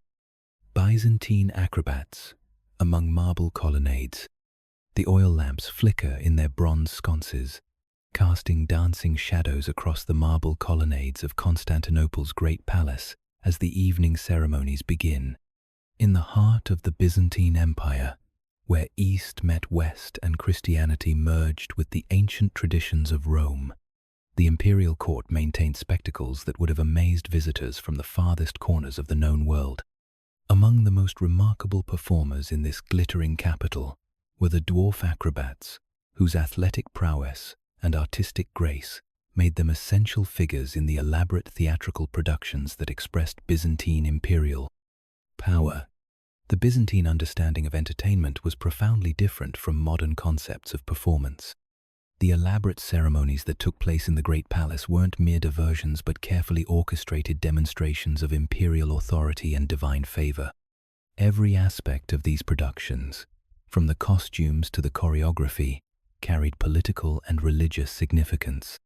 The dwarf acrobats, who performed in these ceremonies, weren't simply entertainers, but participants in a complex symbolic language that communicated the emperor's power to both his subjects and foreign dignitaries. The most detailed accounts of these performances come from the court ceremonial manual known as the De Ceremoniis, compiled during the reign of Constantine VII, Porphyrogenitus, in the 10th century. This remarkable document describes the precise protocols that governed imperial ceremonies, including the specific roles played by the dwarf acrobats in various state occasions. Their performances were so integral to Byzantine court culture that the manual includes detailed instructions for their training, costumes, and choreography. The leader of the palace acrobatic troupe was a dwarf known in the court records as Stephanos Mikros, whose surname literally meant the small one, but carried connotations of preciousness rather than diminishment in Byzantine Greek. Stephanos had been recruited from the Hippodrome, Constantinople's great circus, where he had gained fame for his extraordinary athletic abilities. His transition from public entertainer to imperial performer marked a significant elevation in status, reflecting the high regard in which the Byzantine court held exceptional artistic talent. The physical demands of Byzantine acrobatics were extraordinary. The dwarf performers were expected to execute complex tumbling sequences, maintain perfect balance on narrow platforms, and perform synchronized movements that required split-second timing. Their small stature, rather than being a limitation, became an advantage in these performances, allowing them to achieve heights and rotations that would have been impossible for larger performers. They could be launched by their fellow acrobats to remarkable heights, executing multiple somersaults before landing with cat-like grace. The imperial processions that wound through Constantinople's streets provided the most spectacular venues for these acrobatic displays. During the celebration of Epiphany, for instance, the dwarf acrobats would perform along the route from the Great Palace to Hagia Sophia, their tumbling and leaping creating a moving carpet of athletic artistry that preceded the emperor's passage. The crowds that lined the streets would cheer their performances, but these weren't merely popular entertainments. They were sacred theatre that demonstrated the harmony and order of the Christian Empire. The costumes worn by the palace acrobats were marvels of Byzantine textile art. Made from the finest silks imported from China and dyed with precious colors, they were designed to enhance rather than conceal the performers' movements. The garments incorporated gold thread and precious stones that caught the light as the acrobats moved, creating visual effects that seemed almost supernatural to medieval observers. The Byzantine chronicler, Michael Psellos, described watching these performers and feeling as though he was witnessing angels in motion. The training regimen for the palace acrobats was comprehensive and began in early childhood. Young dwarfs who showed athletic promise were brought to the palace school, where they studied not only acrobatic techniques, but also the classical Greek texts that provided the intellectual foundation for Byzantine culture. They learned to read and write, studied mathematics and music, and received instruction in Christian theology. The goal was to produce not just skilled performers, but educated individuals who could contribute to the cultural life of the court. The religious dimensions of their performances were particularly important in Byzantine culture. The acrobat's ability to defy gravity was understood as a metaphor for the soul's capacity to transcend earthly limitations through divine grace. Their performances often incorporated Christian symbolism, with movements that represented biblical stories or theological concepts. During Easter celebrations, for instance, they would perform sequences that depicted the resurrection, their ascending leaps symbolizing Christ's triumph over death. The tax records from the imperial treasury reveal that the palace acrobats were well compensated for their services. They received regular salaries, grants of land, and shares of the profits from imperial ceremonies. Their living quarters within the palace complex were comfortable and well appointed, reflecting their status as valued members of the court community. They were also provided with medical care, education for their children, and pensions for their retirement. The international reputation of the Byzantine acrobats brought visitors from across the medieval world to Constantinople. The court records mention diplomatic missions from Kiev, Baghdad, Venice, and other major cities, many of which specifically requested performances by the dwarf acrobats. These performances served diplomatic functions, demonstrating Byzantine cultural sophistication and providing memorable experiences that visiting dignitaries would carry back to their home courts. The technological innovations developed by the palace acrobats influenced entertainment throughout the medieval world. They created new apparatus for their performances, including mechanical devices that could launch performers to unprecedented heights, and rotating platforms that allowed for complex group choreography. These innovations spread throughout Europe and the Middle East, influencing circus and theatrical traditions that would persist for centuries. The artistic collaboration between the acrobats and other court performers created some of the most spectacular entertainments of the medieval period. They worked with musicians, dancers, and theatrical performers to create integrated productions that told complex stories through movement, music, and visual spectacle. The surviving descriptions of these performances suggest artistic achievements that wouldn't be matched until the development of modern circus and ballet. The social integration of the palace acrobats was remarkably complete. They married members of other court families, their children attended the palace schools regardless of their physical stature, and they participated fully in the religious and cultural life of the Byzantine capital. Their success challenged medieval assumptions about physical difference and demonstrated that excellence could transcend conventional expectations about human capability. The medical knowledge of the palace acrobats was highly advanced for its time. Their understanding of human anatomy, gained through their athletic training, made them valuable consultants for court physicians. They developed treatments for injuries, exercises for maintaining health, and techniques for managing pain that influenced Byzantine medical practice. Their approach to physical conditioning became a model for military training and influenced the development of Byzantine martial arts. The personal lives of the acrobats appear to have been fulfilling and well integrated into court society. They formed close friendships with other court members, participated in scholarly discussions, and contributed to the intellectual life of the capital. Their perspectives on art, athletics, and human potential enriched Byzantine culture and helped create an atmosphere of creativity and innovation that characterized the empire at its peak. The decline of the Byzantine acrobatic tradition came gradually, as the empire faced increasing military and economic pressures. The elaborate court ceremonies that had provided venues for their performances became less frequent, and resources that had once supported artistic endeavors were diverted to military needs. By the final centuries of the empire, the great tradition of palace acrobatics had largely disappeared, though echoes of their innovations could still be found in popular entertainment throughout the former Byzantine territories. The legacy of the Byzantine dwarf acrobats lives on in the artistic traditions they influenced and the records they left behind. Their achievements demonstrated that physical excellence could transcend conventional limitations and that artistic innovation could flourish when talent was recognized and supported.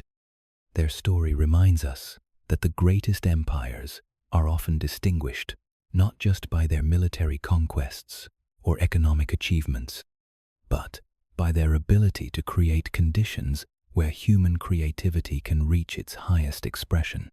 As the oil lamps burn lower and the marble halls of the great palace echo with the fading sounds of evening prayers, we can imagine the acrobats completing their daily training, their movements creating fleeting shadows that dance across the ancient stones. In those shadows, perhaps, we can still sense the grace and power that once amazed the medieval world. a reminder that true artistry transcends both time and physical form. Abbasid Baghdad's storytelling dwarfs. The midnight majlis unfolds along the banks of the Tigris, where the gentle current carries the sounds of laughter and applause from the terraced gardens of the caliph's palace.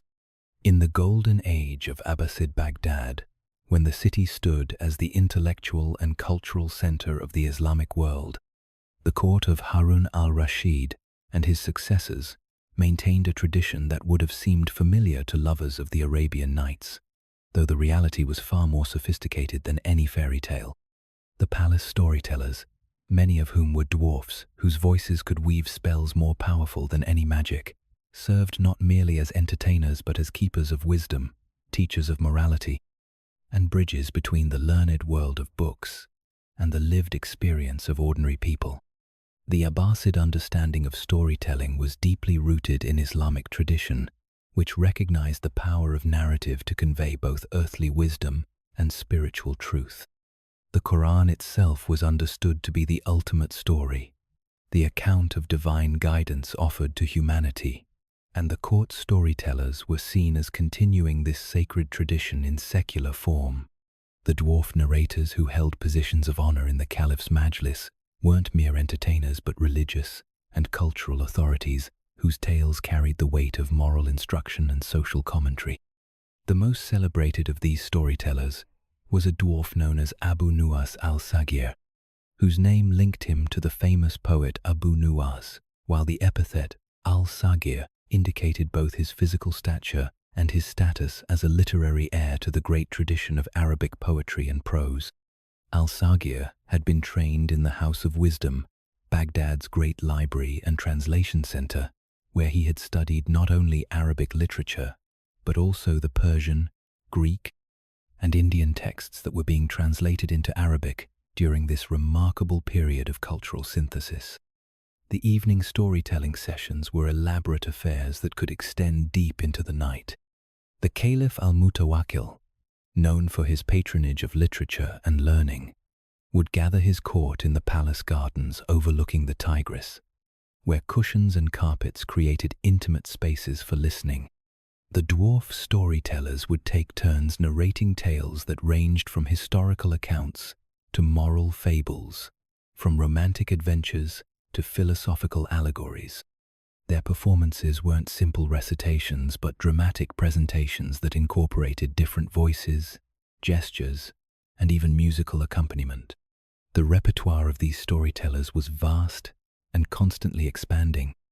They drew upon the rich tradition of pre-Islamic Arabic poetry, the historical chronicles of early Islam, Persian epic literature, Greek philosophical dialogues, and Indian wisdom literature. But they weren't merely preserving existing texts. They were creating new stories that reflected the cosmopolitan culture of Abbasid Baghdad. Tales of merchants who traveled the Silk Road, scholars who debated in the House of Wisdom, and craftsmen who created the beautiful objects that adorned the caliph's palace became part of their ever-growing collection. The adab literature of the period, the sophisticated prose works that combined entertainment with instruction, was deeply influenced by the oral traditions maintained by the palace storytellers. Writers like Al-Jahiz and Ibn Qutayba drew upon the narrative techniques and thematic concerns of the court narrators, creating written works that preserved something of the immediacy and intimacy of oral performance. The dwarf storytellers served as living links between the oral and written traditions, ensuring that the vitality of spoken narrative continued to influence formal literature. The educational function of the storytellers was particularly important in a society where literacy was limited but learning was highly valued. Through their tales, they transmitted knowledge about history, geography, science, and philosophy to audiences who might never have access to books. A story about a merchant's journey to China could convey information about trade routes and foreign customs. A tale of a scholar's quest for knowledge could introduce philosophical concepts and scientific discoveries. A romantic adventure could explore questions of ethics and social responsibility. The astronomical knowledge of many court storytellers was particularly remarkable. The dwarf narrator, known as Ibn al-Najjar, whose name meant son of the carpenter, was also an accomplished astronomer who had studied at the Baghdad Observatory. His stories often incorporated accurate astronomical information, describing the movements of planets and stars in ways that both entertained and educated his audiences. He could tell a tale of lovers separated by fate while simultaneously teaching his listeners about the precession of the equinoxes or the calculation of eclipse cycles. The social commentary embedded in the storyteller's tales was subtle but profound. During periods of political tension or economic difficulty, their stories would address contemporary concerns through historical parallels or allegorical narratives. A tale about a just king from the distant past might contain implicit criticism of current policies. A story about a wise counselor could suggest alternative approaches to contemporary problems. The dwarf storyteller's position in court society gave them unique opportunities to observe the workings of power, and their narratives often reflected sophisticated understanding of political dynamics. The international reputation of Baghdad's storytellers brought visitors from across the Islamic world and beyond. The court records mention delegations from Cordoba, Cairo, Delhi, and Samarkand, many of which specifically requested performances by the dwarf narrators. These cultural exchanges enriched the storytelling tradition, introducing new tales and narrative techniques that reflected the diversity of Islamic civilization. The stories told in Baghdad's palace gardens became part of a shared cultural heritage that extended from Spain to Central Asia. The manuscript tradition that developed around the palace storytellers was equally remarkable. While their performances were oral, scribes often recorded particularly successful tales, creating written versions that could be studied and adapted by other performers. These manuscripts, beautifully illustrated and carefully preserved in the palace library, became valuable resources for scholars studying Arabic literature and Islamic culture. The dwarf storytellers often collaborated with scribes and illustrators, ensuring that the written versions captured something of the original performance's impact. The religious dimensions of their storytelling were carefully balanced with entertainment value. Many of their tales incorporated Islamic moral teachings, but these were presented through engaging narratives rather than dry sermonizing. Stories of prophets and saints were interwoven with adventures and romances, creating a form of religious education that was both enjoyable and memorable. The dwarf storytellers understood that moral instruction was most effective when it emerged naturally from compelling narratives rather than being imposed through explicit preaching. The personal relationships between the storytellers and the caliphs appear to have been warm and mutually respectful. The historical chronicles describe al-Mutawakkil's obvious pleasure in their company and his appreciation for their artistic gifts. He would often request specific types of stories, tales of distant lands when he was contemplating military campaigns, stories of wise rulers when facing difficult decisions, or simply entertaining adventures when he needed relief from the burdens of government. The economic status of the palace storytellers was quite comfortable. They received regular salaries from the caliph's treasury, were provided with fine housing within the palace complex, and often received additional gifts from appreciative audiences. Their children, regardless of their physical stature, were educated in the palace schools and had opportunities for advancement based on their individual talents and interests. The storyteller's success demonstrated that intellectual and artistic achievement could provide paths to prosperity and respect in Islamic society. The scientific interests of many storytellers reflected the broader intellectual climate of Abbasid Baghdad. They often incorporated the latest discoveries in mathematics, medicine, astronomy, and philosophy into their narratives, serving as informal popularizers of scholarly knowledge. A story about a physician's quest to heal a mysterious illness could introduce medical concepts. A tale of an alchemist's experiments could explore chemical principles. These narrative techniques made complex ideas accessible to broader audiences, while maintaining the entertainment value that made the stories memorable. The literary techniques developed by the palace storytellers influenced Arabic literature for centuries. Their use of frame narratives where stories were embedded within other stories, became a characteristic feature of Arabic prose. Their development of complex characterization, where individuals grew and changed through their experiences, enriched the psychological depth of Arabic literature. Their mastery of different narrative voices and perspectives created new possibilities for exploring human experience through fiction.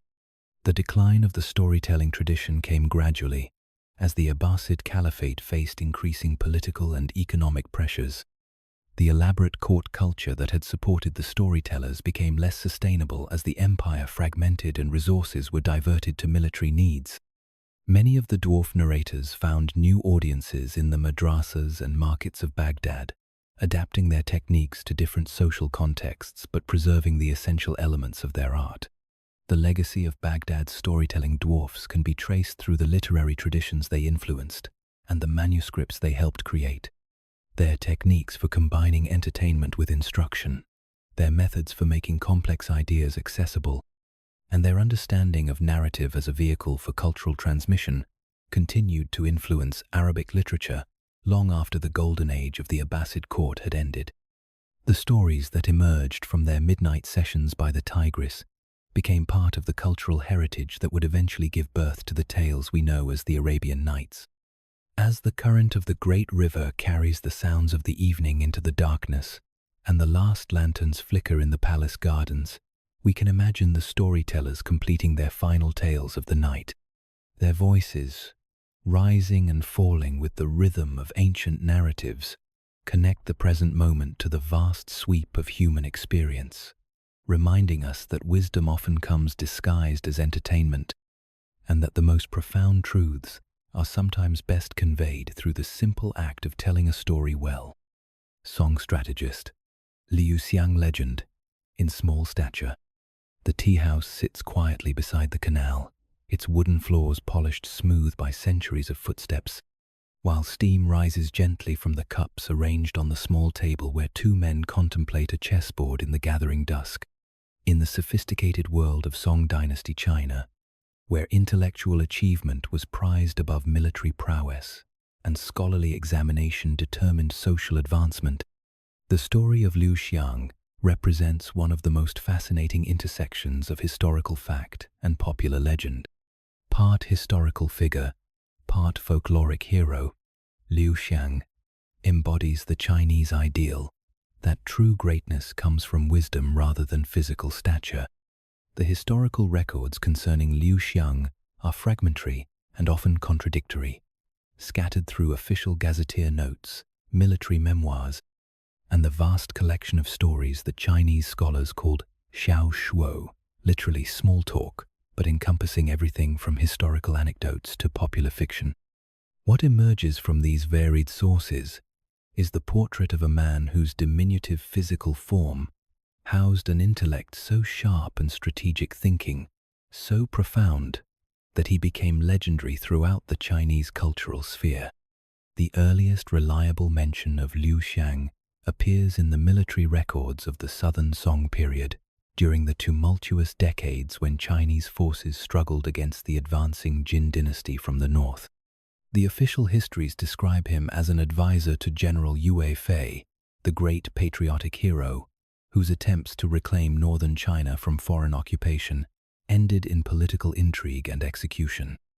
In these dry military chronicles, Liu Xiang appears as a tactical advisor whose unconventional strategies helped Chinese forces achieve several unexpected victories against numerically superior enemies. The blend of folklore and historical fact that surrounds Liu Xiang's memory reflects the Chinese literary tradition's comfort with mixing genres and blurring the boundaries between history and legend. In Chinese culture, the line between what actually happened and what should have happened was often less important than the moral and philosophical lessons that could be drawn from a story. Liu Xiang's tale, whether entirely factual or embellished by generations of storytellers, served to illustrate profound truths about the nature of wisdom, strategy, and human potential. The chess-playing scene that became central to Liu Xiang's legend supposedly took place in a tea house, much like the one we might imagine today. According to the story, a visiting general had challenged anyone in the establishment to a game of xiangqi, Chinese chess, boasting that his military experience made him unbeatable at strategic games. The other patrons were intimidated by his rank and reputation, but Liu Xiang, sitting quietly in a corner with his tea, accepted the challenge.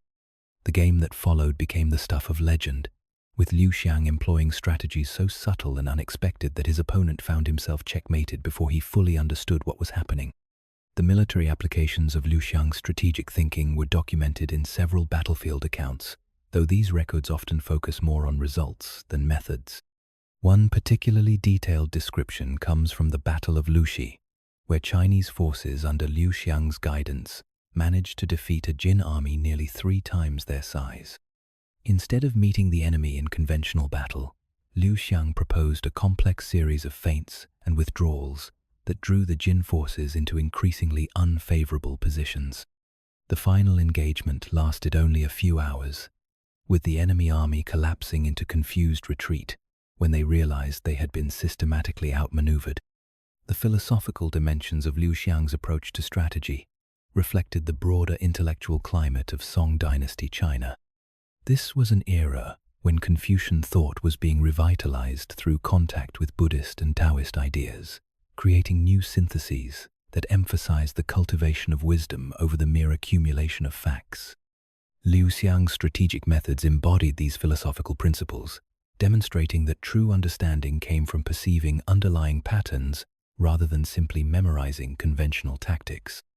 The written memoirs attributed to Liu Xiang, though their authenticity is disputed by modern scholars, provide fascinating insights into Chinese strategic thinking during the Song period.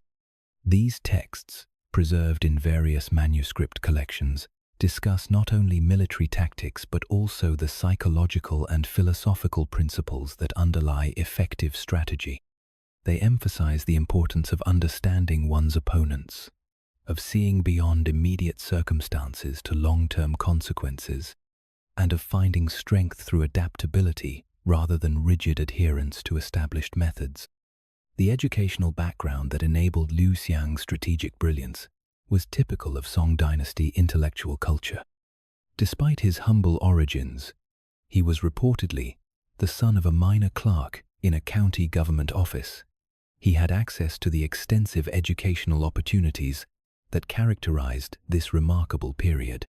Song China had developed the world's most sophisticated examination system, creating pathways for social advancement based on intellectual merit rather than birth or wealth. Even individuals of modest means could achieve high positions through scholarly achievement. The mathematical and astronomical knowledge that informed Liu Xiang's strategic thinking reflected the advanced state of Chinese science during the Song period. Chinese mathematicians had developed sophisticated techniques for solving complex equations, while astronomers had created accurate calendars and predictive models for celestial events. Liu Xiang's strategies often incorporated calculations of timing and positioning that required advanced mathematical skills, demonstrating the practical applications of theoretical knowledge. The social context that made Liu Xiang's success possible was unique to Song Dynasty China. Unlike earlier periods when military leadership was primarily hereditary, the Song system actively sought talent from all social levels. Physical prowess, while still valued, was considered less important than intellectual capability and moral character. This created opportunities for individuals like Liu Xiang to rise to positions of influence based on their mental rather than physical gifts. The artistic representations of Liu Xiang that appeared in later Chinese literature and visual arts typically emphasized his intellectual rather than physical characteristics. Paintings showed him contemplating chess positions or studying military maps. His small stature presented as evidence of concentrated wisdom rather than limitation. These artistic traditions helped establish Liu Xiang as a cultural archetype, the wise counselor whose understanding transcended physical appearance. The international influence of Chinese strategic thinking during the Song period meant that Liu Xiang's innovations had impact far beyond China's borders. Chinese military texts were studied in Korea, Japan, and Vietnam, where local commanders adapted song strategies to their own circumstances. The principles that Liu Xiang helped develop, emphasis on maneuver over direct confrontation, careful attention to supply lines and communications, integration of intelligence, gathering with tactical planning, influenced military thinking throughout East Asia. The technological innovations of the Song period provided new tools for strategists like Liu Xiang. The Chinese had invented gunpowder, the compass, and movable type printing, creating new possibilities for both warfare and communication. Liu Xiang's strategies often incorporated these technological advantages, demonstrating how intellectual flexibility could maximize the benefits of scientific progress. The economic factors that shaped Song military strategy were complex and often contradictory. The dynasty was remarkably wealthy, with advanced agriculture, extensive trade networks, and sophisticated financial institutions. However, this wealth also created military vulnerabilities, as the Song government preferred to pay tribute to foreign enemies rather than maintain large armies. Strategists like Liu Xiang had to work within these constraints, developing methods that achieved maximum results with limited military resources. The personal characteristics attributed to Liu Xiang in the popular stories reflect Chinese cultural values about the relationship between physical appearance and inner worth.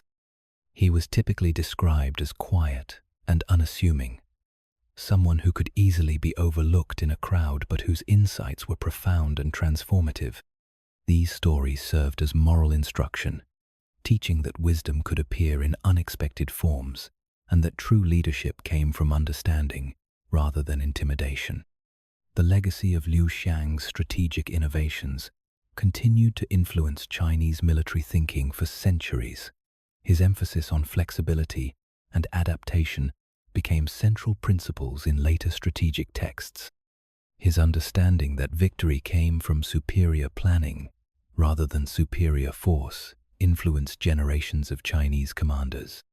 His example of intellectual achievement transcending physical limitations inspired countless individuals who faced their own challenges and obstacles. The scholarly debates that surround Liu Xiang's historical existence reflect broader questions about the nature of Chinese historical writing. Even if some details of his story were embellished or invented, the strategic principles associated with his name were real and effective. The Chinese tradition of historical writing often prioritized moral and philosophical truth over strict factual accuracy, creating narratives that served educational purposes even when their literal accuracy was questionable. As the evening deepens and the tea house grows quiet, we can imagine Liu Xiang rising from the chessboard, bowing politely to his opponent, and walking slowly across the ancient stone bridge that spans the canal.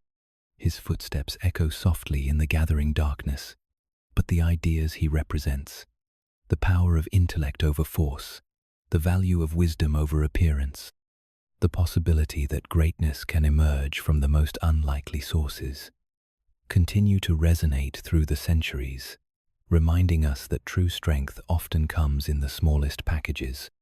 Norman England's COLOBERT and CONQUEST propaganda. The fire crackles in the Great Hall of Winchester, casting dancing shadows across the rushes that cover the stone floor, while outside the autumn wind carries the sound of distant church bells through the Norman night. In the decades following the conquest of 1066, when William the Conqueror and his followers were reshaping English society according to continental models, the royal court included a figure whose very presence served multiple functions in the complex propaganda machinery of Norman rule. This was Colobert, a dwarf whose role as royal messenger and court attendant embodied the Norman effort to present their conquest as both divinely sanctioned and culturally sophisticated. The chronicler Orderic Vitalis, whose ecclesiastical history provides our most detailed account of early Norman England, mentions Colobert in several contexts, that reveal the multifaceted nature of his service to William and his successors. Unlike the court dwarfs of other medieval courts, who often served primarily ceremonial or entertainment functions, Colobert appears to have been a trusted messenger whose small stature and distinctive appearance made him an ideal diplomatic tool in the delicate negotiations that characterized Norman rule over a hostile English population. The Norman conquest had created enormous challenges for the new ruling class. They were vastly outnumbered by the English population they now governed, spoke a different language, followed different customs, and practiced their Christianity according to continental rather than insular traditions. Every aspect of their rule required careful management of public perception, and figures like Colobert played important roles in presenting Norman authority as legitimate and beneficial rather than foreign and oppressive. The diplomatic missions that Colobert undertook on behalf of the Norman court were particularly important in relations with Brittany, the Celtic duchy that had provided many of William's supporters during the conquest. The Bretons, with their own traditions of honoring individuals of unusual appearance, would have received Colobert as a figure of respect rather than curiosity. His presence in diplomatic delegations signaled that the Norman court, like the great courts of antiquity, recognized and valued exceptional individuals regardless of their physical form. The propaganda value of Colobert's service extended beyond his diplomatic functions.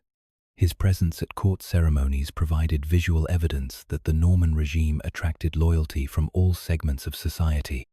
In an age when royal courts were understood to reflect the cosmic order, having a dwarf in a position of trust suggested that the new rulers possessed the divine favor necessary to govern justly. This wasn't mere superstition but sophisticated political theater that drew upon deep-seated cultural beliefs about the relationship between physical difference and spiritual significance. The chroniclers of the period, writing primarily for ecclesiastical audiences, were careful to present Colobert in ways that emphasized his dignity and importance rather than treating him as a curiosity or entertainment. Orderic Vitalis describes him as faithful Colobert and the king's trusted messenger, language that placed him among the valued servants of the crown rather than among the entertainers and performers who also populated the royal household. The practical advantages of employing Colobert as a messenger were considerable. His distinctive appearance made him instantly recognizable, reducing the risk of impersonation that plagued medieval diplomatic communications. His small stature was less threatening than that of typical armed messengers, making him more likely to gain access to hostile courts or rebellious nobles. His presence could signal peaceful intentions, while his status as a royal servant demonstrated the authority behind his messages. The religious dimensions of Colobert's service reflected the complex relationship between Norman rule and English Christianity. The Norman conquest had brought continental religious practices to England, including different attitudes toward physical difference and divine favor. The employment of Colobert in positions of trust reflected continental Christian traditions that saw unusual physical characteristics as potential signs of divine blessing rather than curse or punishment. The court culture that developed under Norman rule was heavily influenced by continental models, particularly those of the French royal court and the great ducal households of Normandy itself. The presence of figures like Colobert provided evidence that the English court could match the sophistication and cultural refinement of its continental counterparts. This was important for establishing the legitimacy of Norman rule among both English subjects and foreign observers. The administrative records from the Norman period, though often fragmentary, provide glimpses of Colobert's practical responsibilities. He appears to have been involved in the management of royal correspondence, the organization of court ceremonies, and the supervision of household servants. These weren't merely honorary positions but real responsibilities that required intelligence, discretion, and organizational ability. The military context of Norman rule meant that even seemingly civilian figures like Colobert had security-related functions. His movements throughout the kingdom provided opportunities for gathering intelligence about the mood and intentions of local populations. His reports to the royal court would have helped Norman administrators understand the effectiveness of their policies and identify potential sources of resistance or rebellion. The economic implications of Colobert's service were also significant. The Norman conquest had disrupted traditional patterns of trade and landholding, creating new opportunities for those who could navigate the changed political landscape. Colobert's position at court would have provided access to information about royal intentions and policies that could be valuable for merchants, landowners, and other economic actors seeking to profit from Norman rule. The legal status of figures like Colobert under Norman law was complex and reflected the hybrid nature of post-conquest English society. He was neither a slave nor a fully free noble, but occupied one of the intermediate categories that characterized medieval social organization. His service to the crown provided protection and privileges, while his unique position made him valuable to his royal masters. The cultural synthesis that emerged from Norman rule included new attitudes toward physical difference that blended continental and insular traditions. The employment of Colobert in positions of trust reflected this synthesis, demonstrating that the new ruling class could appreciate and utilize exceptional individuals while maintaining the dignity and authority necessary for effective governance. The artistic representations of Norman court life, though limited, occasionally include figures that may represent Colobert or similar individuals. The Bayeux tapestry, while focused on the conquest itself, includes small figures that some scholars have interpreted as court attendants or messengers. Later manuscript illuminations from Norman England sometimes show royal courts that include individuals of various physical types, suggesting that diversity was considered a normal part of sophisticated court culture. The educational opportunities available to court servants like Colobert were limited but significant. The Norman court valued literacy and learning, particularly for those involved in administrative and diplomatic functions. Colobert would likely have received instruction in reading and writing, possibly in multiple languages, as well as training in the protocols and customs that governed court life and diplomatic communication. The personal relationships that Colobert developed with members of the Norman royal family appear to have been genuinely close and mutually beneficial. The chronicler's references to his faithful service suggest real affection and respect, rather than merely formal recognition of his utility. This reflects well on both the character of the Norman rulers and the personality of Colobert himself. The legacy of Colobert's service extended beyond his own lifetime and contributed to the establishment of precedents for the treatment of exceptional individuals in medieval English society. His success demonstrated that merit and loyalty could transcend physical differences, helping to create a more inclusive understanding of royal service that would influence English court culture for generations.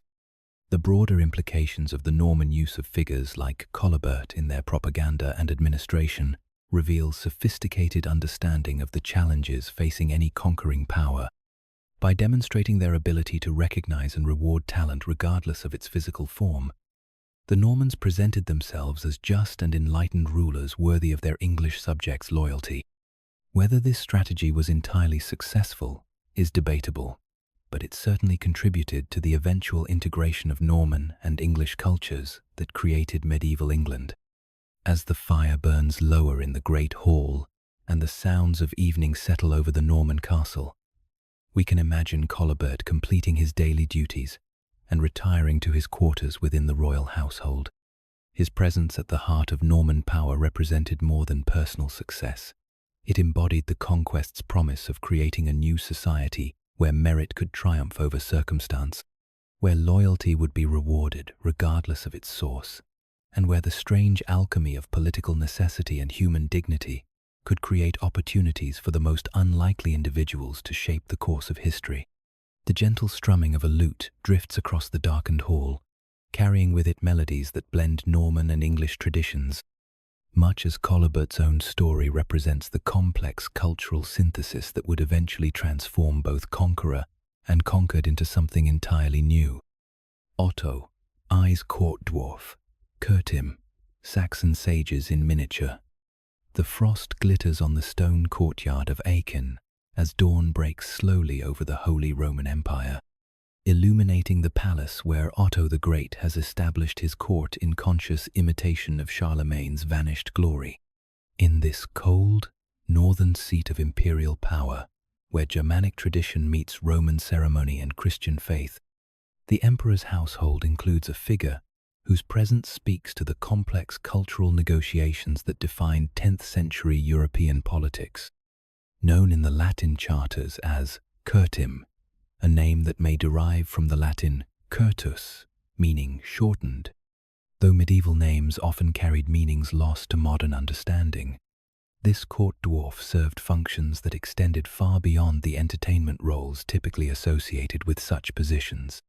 The Holy Roman Empire that Otto I forged from the fractured kingdoms of medieval Germany required constant balancing of competing interests and traditions.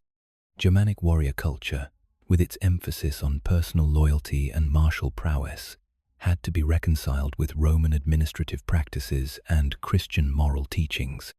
The court itself became a theatre where these different elements were performed and negotiated, and figures like CURTIM played important roles in this ongoing cultural synthesis.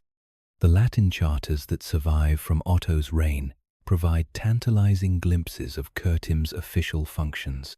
He appears as a witness to important documents, suggesting a level of trust and authority that placed him among the emperor's inner circle. His signature, or rather, the mark that represented his consent, since literacy was rare even among the nobility, appears on grants of land, confirmations of privileges, and treaties with foreign powers. This wasn't merely ceremonial participation, but evidence of real involvement in the governance of the empire. The religious dimensions of CURTIM's service were particularly important in an age when royal authority was understood to derive from divine sanction. The Holy Roman Emperor claimed to be the earthly representative of Christian authority, and his court was expected to reflect the harmony and order of the celestial kingdom. The presence of individuals like CURTIM, who carried what medieval Christians understood as marks of divine attention, provided visual evidence of imperial legitimacy and divine favor. The coronation ceremonies that were central to imperial power provided dramatic opportunities for CURTIM to display his importance to the regime. The surviving accounts of Otto's imperial coronation in Rome describe elaborate processions that included all the important figures of the court, with specific mention of the emperor's faithful companions of small stature, who walked immediately behind the imperial banner. This positioning wasn't accidental but reflected careful choreography designed to demonstrate the breadth and inclusiveness of imperial authority. The theatrical aspects of medieval kingship required skilled performers who could embody the complex messages that rulers needed to communicate to their subjects. CURTIM's participation in court ceremonies wasn't entertainment in the modern sense, but political theatre that demonstrated important principles about the nature of legitimate authority. His presence suggested that the emperor's power extended to all types of people, that divine favor could manifest in unexpected forms, and that the imperial court welcomed talent and loyalty, regardless of their physical packaging. The diplomatic functions that CURTIM performed reflected the complex international relationships that characterized 10th century Europe. The Holy Roman Empire maintained uneasy relationships with the Byzantine Empire to the east, the emerging kingdoms of Poland and Hungary to the northeast, and the various Italian city-states and papal territories to the south. Diplomatic communications required messengers who could command respect, while avoiding the military implications that armed embassies might suggest. The administrative records from Otto's court reveal that CURTIM held specific responsibilities within the imperial household. He appears to have supervised certain aspects of court protocol, managed communications between the emperor and visiting dignitaries, and maintained the ceremonial objects that were essential to imperial authority. These weren't honorary positions but real jobs that required intelligence, discretion, and detailed knowledge of the complex etiquette that governed medieval court life. The relationship between CURTIM and the emperor appears to have been genuinely close and mutually beneficial.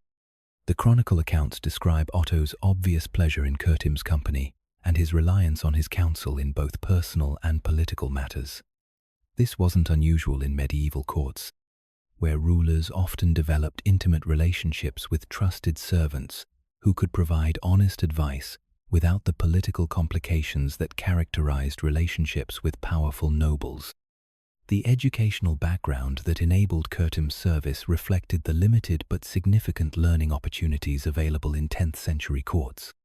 While full literacy was rare, court servants were expected to understand Latin phrases, recognize important symbols and signatures, and master the complex protocols that governed diplomatic and ceremonial occasions.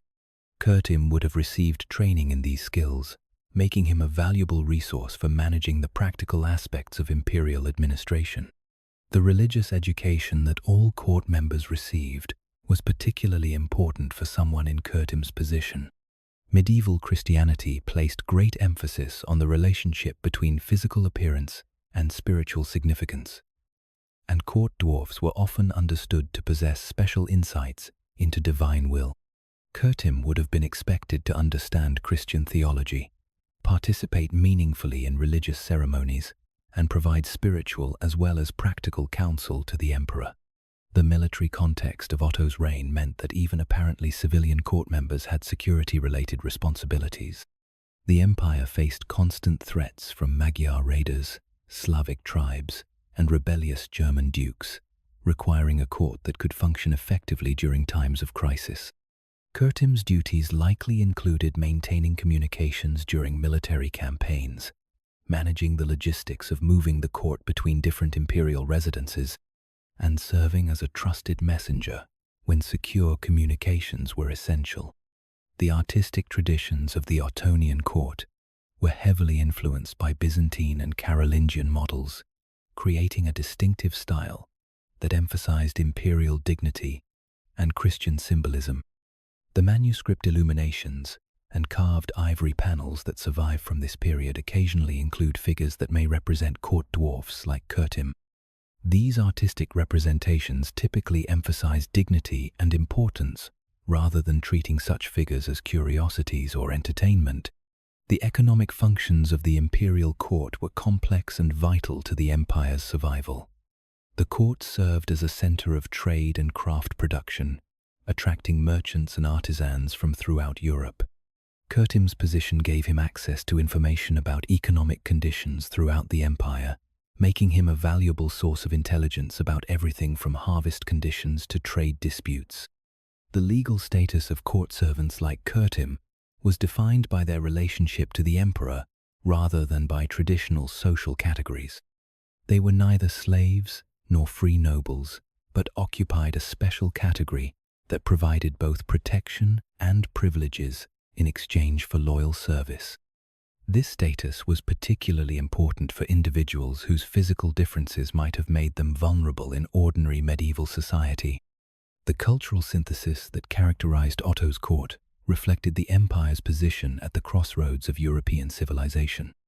Germanic traditions of personal loyalty and warrior honor had to be reconciled with Roman concepts of law and administration, while Christian theology provided an overarching framework that justified imperial authority. Figures like CURTIM embodied this synthesis, demonstrating that the new imperial culture could accommodate and value individuals from all backgrounds. The technological innovations of the 10th century, though limited, provided new tools for court administration and communication. Improvements in writing materials, the development of more sophisticated seals and signatures, and better methods for preserving and organizing documents all contributed to more effective governance. CURTIM's administrative responsibilities would have required familiarity with these innovations. The seasonal rhythms of medieval court life meant that CURTIM's duties varied considerably throughout the year. During the winter months, when the court was relatively stationary, he would focus on administrative tasks and ceremonial functions. Spring and summer brought military campaigns and diplomatic missions that required different skills and responsibilities. Autumn was devoted to legal proceedings and the management of imperial finances. The personal qualities that made CURTIM successful in his court position can be inferred from the scattered references to him in contemporary sources. He appears to have been intelligent, discreet, loyal, and capable of managing complex responsibilities under pressure. His success in maintaining imperial favor across multiple decades suggests considerable skill in navigating the dangerous politics of medieval court life. The legacy of CURTIM's service contributed to the establishment of precedents for the treatment of exceptional individuals in medieval German society. His example demonstrated that merit and loyalty could overcome physical differences, helping to create more inclusive understandings of service and authority that would influence German court culture for generations. The broader implications of Otto's employment of figures like CURTIM reveal sophisticated understanding of the challenges facing any ruler attempting to create legitimate authority in a fragmented political landscape. By demonstrating their ability to recognize and reward talent regardless of its physical form, the Ottonian emperors presented themselves as wise and just rulers worthy of their subjects' loyalty. As the morning sun climbs higher over the frost-covered palace, and the sounds of daily life begin to echo through the stone corridors, we can imagine CURTIM beginning another day of service to the Holy Roman Empire. His presence at the heart of imperial power represented more than personal achievement. It embodied the empire's promise of creating a new synthesis of European traditions where talent could be recognized, loyalty rewarded, and the most unlikely individuals given opportunities to shape the destiny of nations. The Gregorian chant begins to drift from the palace chapel, its ancient melodies carrying prayers for the emperor and his household toward heaven, while in the growing warmth of the morning light, the complex work of governing an empire continues, guided by the wisdom of counselors both great and small. Sebastian de MORRA, Melancholy Shadow of Philip Ive. The quiet studio of Diego Velázquez drowses in the afternoon light that filters through tall windows, illuminating canvases that will outlive empires and the man who sits patiently for his portrait, his face bearing the weight of years spent in the glittering, ruthless court of Habsburg Spain. Sebastian de MORRA, court dwarf to Philip IV, sits motionless as the master painter captures not just his physical appearance, but something deeper, a melancholy that seems to embody the twilight of Spanish imperial power itself. In this moment, frozen for eternity in oil and pigment, we glimpse the complex reality of life in one of Europe's most sophisticated yet troubled royal courts. The Spain of Philip IV was a nation caught between its glorious past and an uncertain future. The vast empire that stretched from the Netherlands to the Philippines was beginning to show cracks that would eventually lead to its fragmentation, but the court in Madrid still maintained the elaborate ceremonies and rigid etiquette that had made it the envy of Europe. Within this world of declining grandeur, Sebastian de MORRA occupied a unique position that allowed him to observe the empire's contradictions with unusual clarity. The portrait that Velázquez painted of Sebastian around 1645 reveals much about both the subject and the society that produced it. Unlike earlier depictions of court dwarfs, which often emphasized their exotic or amusing qualities, this painting presents Sebastian with profound dignity and psychological complexity. His green silk costume, rich but not ostentatious, marks him as a person of status within the court hierarchy. His expression, however, carries a sadness that seems to reflect not just personal experience, but the broader melancholy of an empire in decline. The historical context surrounding Sebastian's service encompasses some of the most turbulent decades in Spanish history. The War of Catalonia, which began in 1640, had shattered the illusion of Spanish unity and demonstrated the fragility of Habsburg authority. The rebellion revealed deep fissures in Spanish society and showed that the empire's apparent strength masked serious underlying weaknesses. For someone like Sebastian, whose position required close observation of court politics, these events would have provided sobering lessons about the nature of power and its limitations. The daily routines of court life in Habsburg Spain were governed by an etiquette so complex and rigid that it often seemed to prioritize ceremony over efficiency. The court day began before dawn, with elaborate dressing rituals that could take hours to complete. Every aspect of royal behavior was prescribed by tradition, from the exact words used in conversation to the precise positioning of furniture in royal apartments.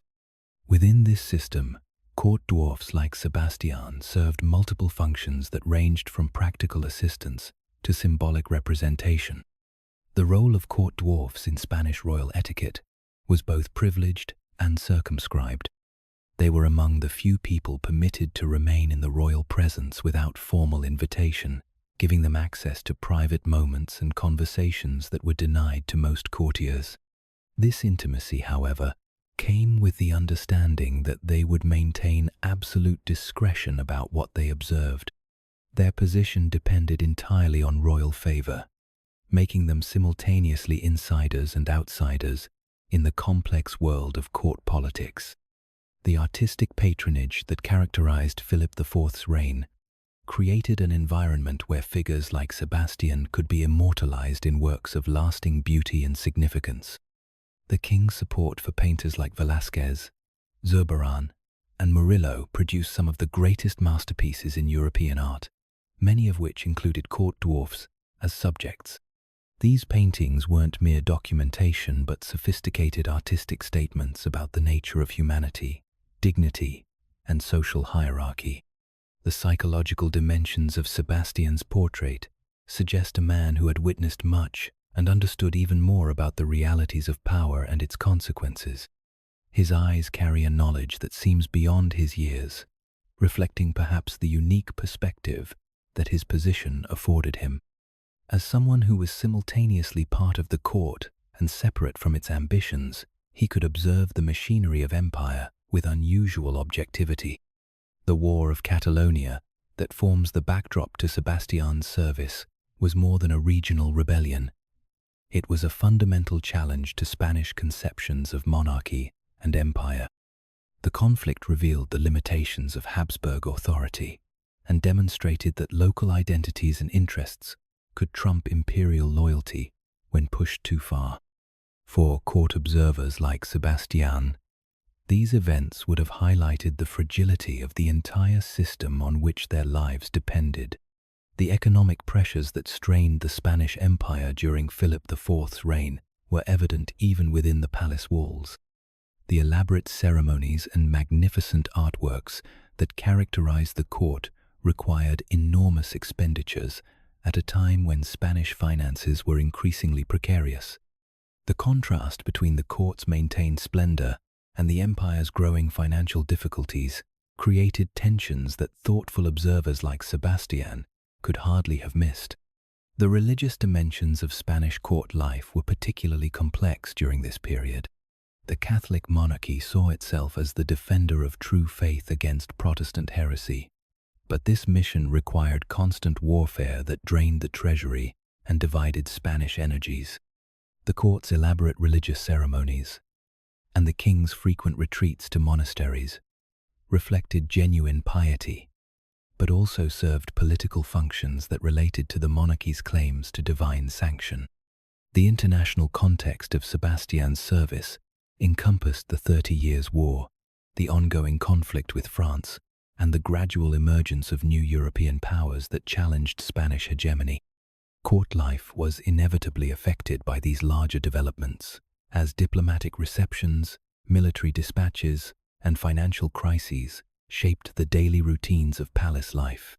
Sebastian's position would have given him unique insights into how these great events affected the personal lives of the royal family. The artistic innovations that Velázquez brought to portraiture revolutionized how court dwarfs were depicted in Spanish art. Earlier paintings had often treated such figures as exotic curiosities or symbolic elements, but Velázquez's approach emphasized their individual humanity and psychological complexity. Sebastian's portrait, with its subtle play of light and shadow, creates a sense of inner life that transcends the subject's social position. The personal relationships that Sebastian developed within the court appear to have been complex and emotionally significant. The royal children, particularly the Infanta Margarita Teresa, seem to have regarded him with genuine affection, while his relationships with other court servants created a network of friendships and alliances that helped him navigate the dangerous waters of palace politics. These relationships provided both emotional sustenance and practical protection in an environment where favor could shift rapidly. The educational opportunities available to court servants like Sebastian were limited but significant. The Spanish court valued learning and maintained libraries and schools that provided access to the intellectual currents of the age. Sebastian would have been exposed to the literature, philosophy, and art that flourished under royal patronage, giving him cultural knowledge that complemented his practical experience of court life. The medical knowledge and practices of the 17th century created particular challenges for individuals with dwarfism. While the Spanish court had access to the best medical care available, the understanding of genetic conditions was primitive, and treatments were often based on superstition rather than science. Sebastian's survival and apparent good health suggest either good fortune or access to effective care within the royal household. The fashion and material culture of the Spanish court provided opportunities for individuals like Sebastian to participate in the visual splendor that characterized Habsburg rule. His elegant clothing in Velázquez's portrait demonstrates that court dwarfs were expected to maintain appearances that reflected their elevated status. The fabrics, colors, and styles they wore were carefully chosen to complement their roles in court ceremonies and social occasions. The decline of Spanish power that occurred during Philip IV's reign was gradual but unmistakable to careful observers. Military defeats, financial crises, and internal rebellions all contributed to a sense that the empire's greatest days were passing. For someone like Sebastian, whose entire world was centered on the court, these changes would have created profound uncertainty about the future and his place within it. The legacy of Sebastian's life and the portrait that immortalized him extends far beyond their immediate historical context. Velázquez's painting has become one of the most celebrated examples of Spanish Golden Age art, while Sebastian himself has become a symbol of dignity in the face of physical difference and social limitation. His melancholy expression seems to capture something universal about the human condition that transcends the specific circumstances of 17th century Spain. The broader implications of Sebastian's story relate to questions about power, representation, and human dignity that remain relevant today. His position at court demonstrated that exceptional individuals could achieve recognition and respect even within highly stratified societies, while his portrait by Velázquez created an artistic legacy that continues to challenge viewers to consider their own assumptions about worth and value. As the afternoon light fades in Velázquez's studio and the artist adds the final touches to his masterpiece, we can imagine Sebastian preparing to return to his duties in the royal household. His brief respite from the demands of court life has produced something that will outlast the empire he served, creating a moment of artistic transcendence that transforms a simple portrait session into an encounter with eternal questions about humanity, dignity, and the meaning of a life well lived. The candle flame flickers and goes dark, but the painting remains, capturing forever the melancholy wisdom of a man who saw his world with unusual clarity and bore witness to both its splendor and its sorrows with quiet grace. Maria Barbara, lady-in-waiting in miniature. The soft whisper of silk skirts echoes through the corridors of the Royal Alcazar, where afternoon light streams through diamond-paned windows to illuminate the most famous room in Spanish art history. In the nursery of the Infanta Margarita Teresa, where Diego Velázquez is preparing his canvas for the masterpiece that will be known to posterity as Las Meninas, a woman of small stature takes her position among the most carefully orchestrated ensemble in European painting. Maria Barbara, lady-in-waiting to the Spanish royal children, stands at the threshold between documented history and artistic immortality. Her presence in Velázquez's revolutionary composition, speaking to relationships and realities that transcended the conventional boundaries of 17th century court life. The Vienna court where Maria Barbara was born had its own traditions of employing individuals of small stature in positions of honor and responsibility. The Habsburg dynasty that ruled both Austria and Spain maintained cultural connections that facilitated the movement of personnel between their various courts, and Maria's transfer to Madrid represented not exile or diminishment, but professional advancement to the most prestigious royal household in Europe. Her journey from the Austrian capital to the Spanish court reflects the cosmopolitan nature of Habsburg rule and the opportunities it created for exceptional individuals. The title Lady in Waiting carried significant weight in the rigid hierarchy of Spanish court life. Unlike the modern understanding of such positions as merely ceremonial, 17th century ladies-in-waiting held real responsibilities that required intelligence, discretion, and absolute trustworthiness. Maria's duties included supervising the royal children's daily routines, managing their wardrobes and educational schedules, and serving as a bridge between the formal world of court protocol and the more intimate sphere of family life. The positioning of Maria in Las Meninas reveals Velázquez's sophisticated understanding of court relationships and his revolutionary approach to royal portraiture. Rather than placing her in the background as a mere servant, he positions her prominently in the composition, her rich costume and dignified bearing, marking her as an important figure in her own right. The painting's complex play of gazes and relationships includes Maria as a full participant in the visual dialogue that makes the work so endlessly fascinating. The daily life of the Spanish royal children was governed by elaborate protocols that required constant supervision and guidance. Maria's role in managing these routines placed her in a position of considerable influence over the future rulers of one of Europe's most powerful empires. Her responsibilities included not only practical matters like meals and clothing, but also the more subtle aspects of royal education, teaching proper deportment, ensuring appropriate social interactions, and maintaining the delicate balance between royal dignity and childhood development. The court gossip that inevitably surrounded palace life provided Maria with unique insights into the personalities and politics that shaped Spanish policy. Her position as lady-in-waiting gave her access to private conversations and confidential information that would have been denied to most courtiers. This knowledge, while valuable, also required extreme discretion, as any breach of confidence could result in immediate dismissal and disgrace. The artistic environment of Philip IV's court provided Maria with exposure to some of the greatest cultural achievements of the Spanish Golden Age. The royal collection included masterpieces by Titian, Rubens, and other masters, while the court itself attracted poets, playwrights, and musicians from throughout Europe. Maria's presence in this environment would have given her cultural knowledge and aesthetic sophistication that complemented her practical experience as a court servant.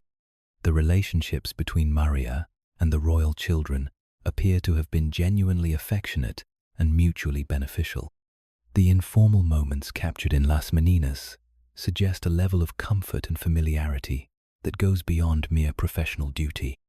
The children's obvious ease in her presence indicates that she had succeeded in combining the authority necessary for effective supervision with the warmth required for emotional support. The medical understanding of dwarfism in 17th century Europe was primitive but not entirely without insight. Court physicians recognized that individuals like Maria often possessed intelligence and capabilities that transcended their physical limitations, leading to more nuanced approaches to their care and employment. The Spanish court's access to the best medical knowledge of the age meant that Maria would have received treatment that maximized her health and comfort. The fashion and material culture that surrounded Maria's position reflected the Spanish court's commitment to maintaining appearances that reinforced royal dignity. Her costume in Las Meninas, rich fabrics, careful tailoring, appropriate accessories, demonstrates that court ladies-in-waiting were expected to present themselves in ways that complemented rather than detracted from royal splendor. This wasn't mere vanity but political necessity in a world where visual presentation carried profound symbolic weight. The religious dimensions of Spanish court life were particularly important for someone in Maria's position. The Habsburg monarchy's commitment to Catholic orthodoxy required all court members to participate meaningfully in religious observances and to embody Christian virtues in their daily behavior. Maria's role in the religious education of the royal children would have required genuine piety as well as knowledge of Catholic doctrine and practice. The international context of Maria's service encompassed the complex diplomatic relationships that characterized 17th century Europe. The Spanish court regularly received foreign ambassadors and entertained visiting dignitaries, creating opportunities for cultural exchange that enriched court life while serving political purposes. Maria's presence during these occasions would have exposed her to different languages, customs, and perspectives that broadened her understanding of the wider world. The economic pressures that strained the Spanish Empire during this period were evident even in the royal household's daily operations. The elaborate ceremonies and magnificent displays that characterized court life required enormous expenditures at a time when Spanish finances were increasingly precarious. Maria's position would have given her insights into how these pressures affected even the most privileged members of society. The artistic revolution that Las Meninas represented in European painting has made Maria one of the most studied figures in art history. Her presence in the composition has generated centuries of scholarly debate about the painting's meaning and significance, making her not just a historical figure but a participant in ongoing conversations about art, representation, and social hierarchy. The personal qualities that enabled Maria's success in her demanding position can be inferred from her prominence in Velázquez's masterpiece and her apparent longevity in royal service. She must have possessed intelligence, emotional intelligence, physical stamina, and the kind of diplomatic skills necessary for navigating the complex relationships that characterized court life. Her success in maintaining royal favor suggests considerable ability in managing both her professional duties and the personal relationships that made her work effective. The educational opportunities available to court servants like Maria were limited but significant. The Spanish court valued learning and maintained libraries that provided access to literature, philosophy, and religious texts. Maria's position would have required literacy and cultural knowledge that enabled her to participate meaningfully in the intellectual life of the court while fulfilling her practical responsibilities. The decline of Spanish power that occurred during the 17th century created uncertainties that affected even the most established court positions. Maria's security depended entirely on royal favor and the continuation of the political system that had created her opportunity.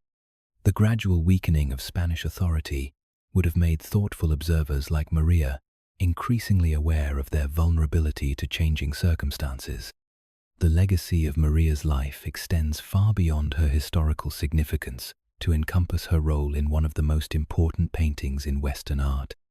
Las Meninas continues to challenge viewers to consider questions about representation, reality, and social hierarchy that remain relevant today. Maria's presence in the composition serves as a reminder that art can preserve and dignify lives that might otherwise be forgotten by history. The broader implications of Maria's story relate to questions about opportunity, recognition, and human potential that transcend her specific historical context. Her achievement in gaining a position of responsibility and respect within one of Europe's most prestigious courts demonstrates that exceptional individuals could succeed even within highly stratified societies, while her immortalization in Las Meninas shows how art can transform historical figures into eternal symbols. As the afternoon light begins to fade in the royal nursery and Velázquez prepares to lay down his brushes for the day, we can imagine Maria resuming her duties with the royal children, perhaps helping them prepare for the evening meal or supervising their lessons. Her brief moment as an artist's model has created something that will outlast the empire she served, transforming a simple court scene into a meditation on reality, representation, and the complex relationships that shape human experience.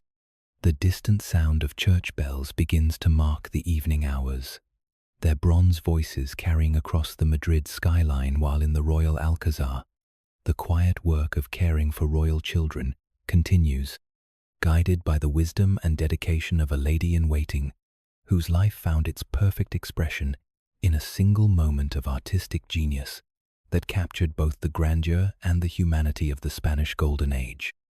Don Diego de Acedo, El Primo, the printer, dwarf. The leather-scented archive breathes with the weight of centuries, its vaulted chambers filled with the rustling whispers of parchment and the soft scratch of quill pens, recording the business of empire.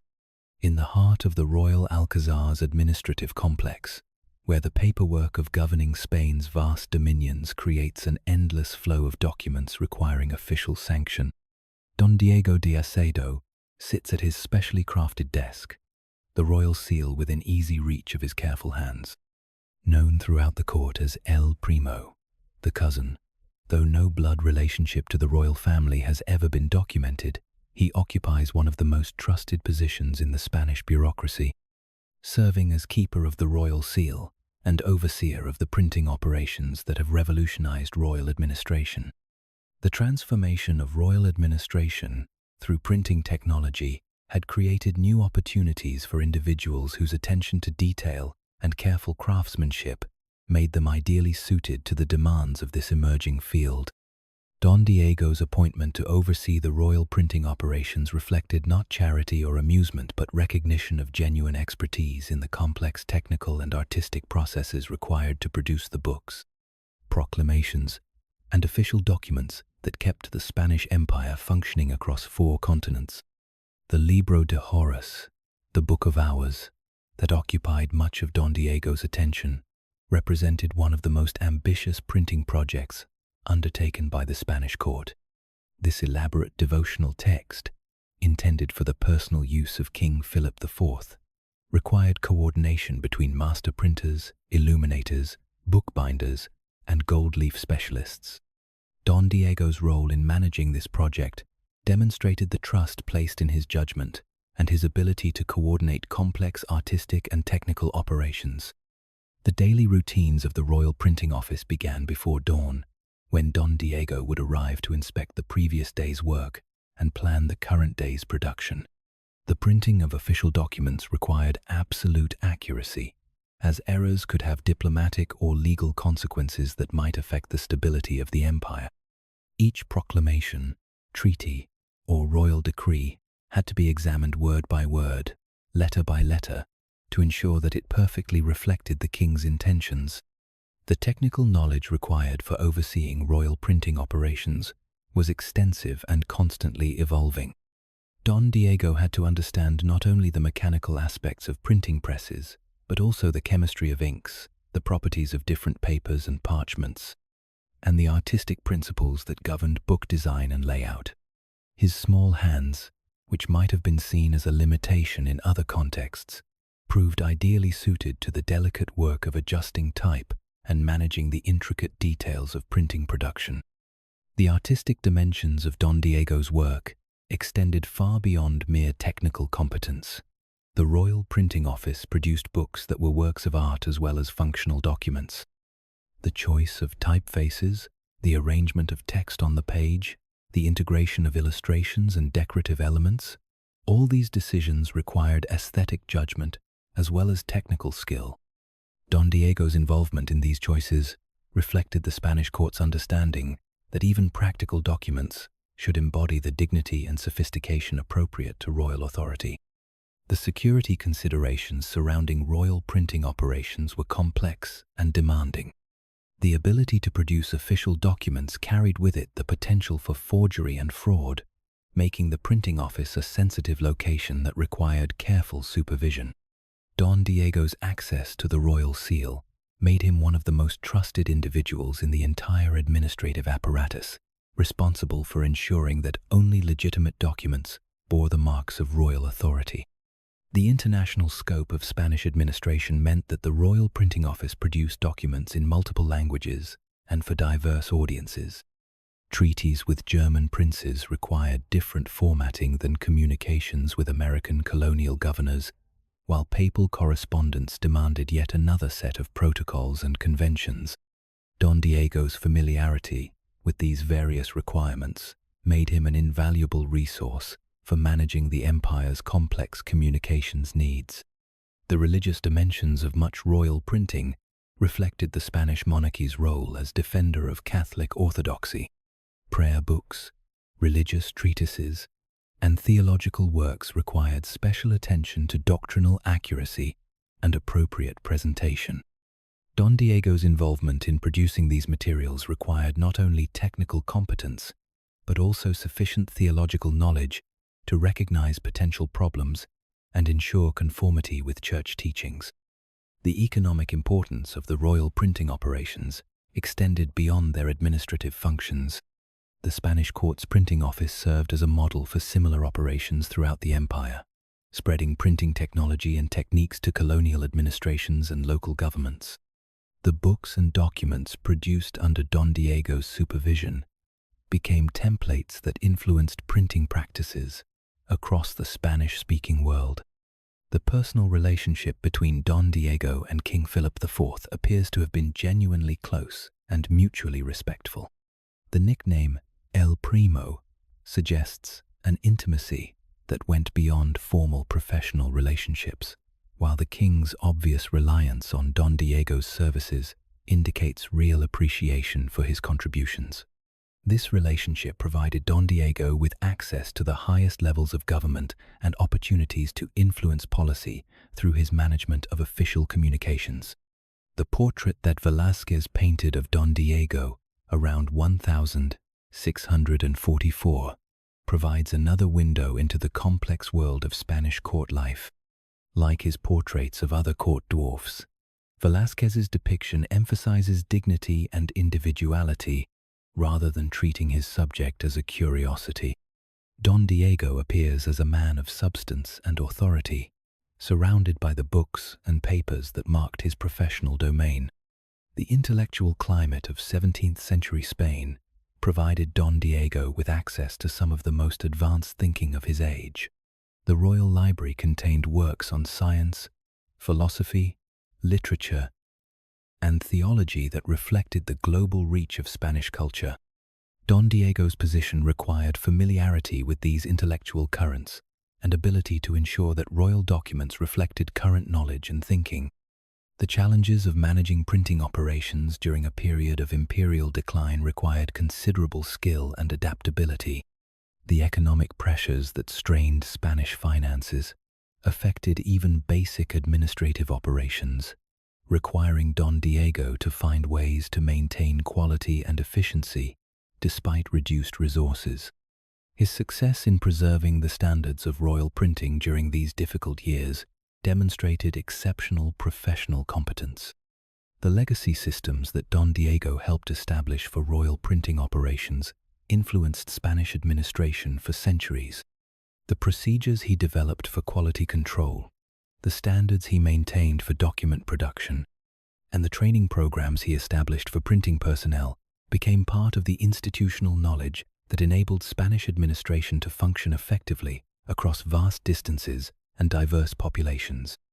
The technological innovations that emerged from the Royal Printing Office under Don Diego's supervision included improvements in press design, developments in ink formulation, and advances in bookbinding techniques.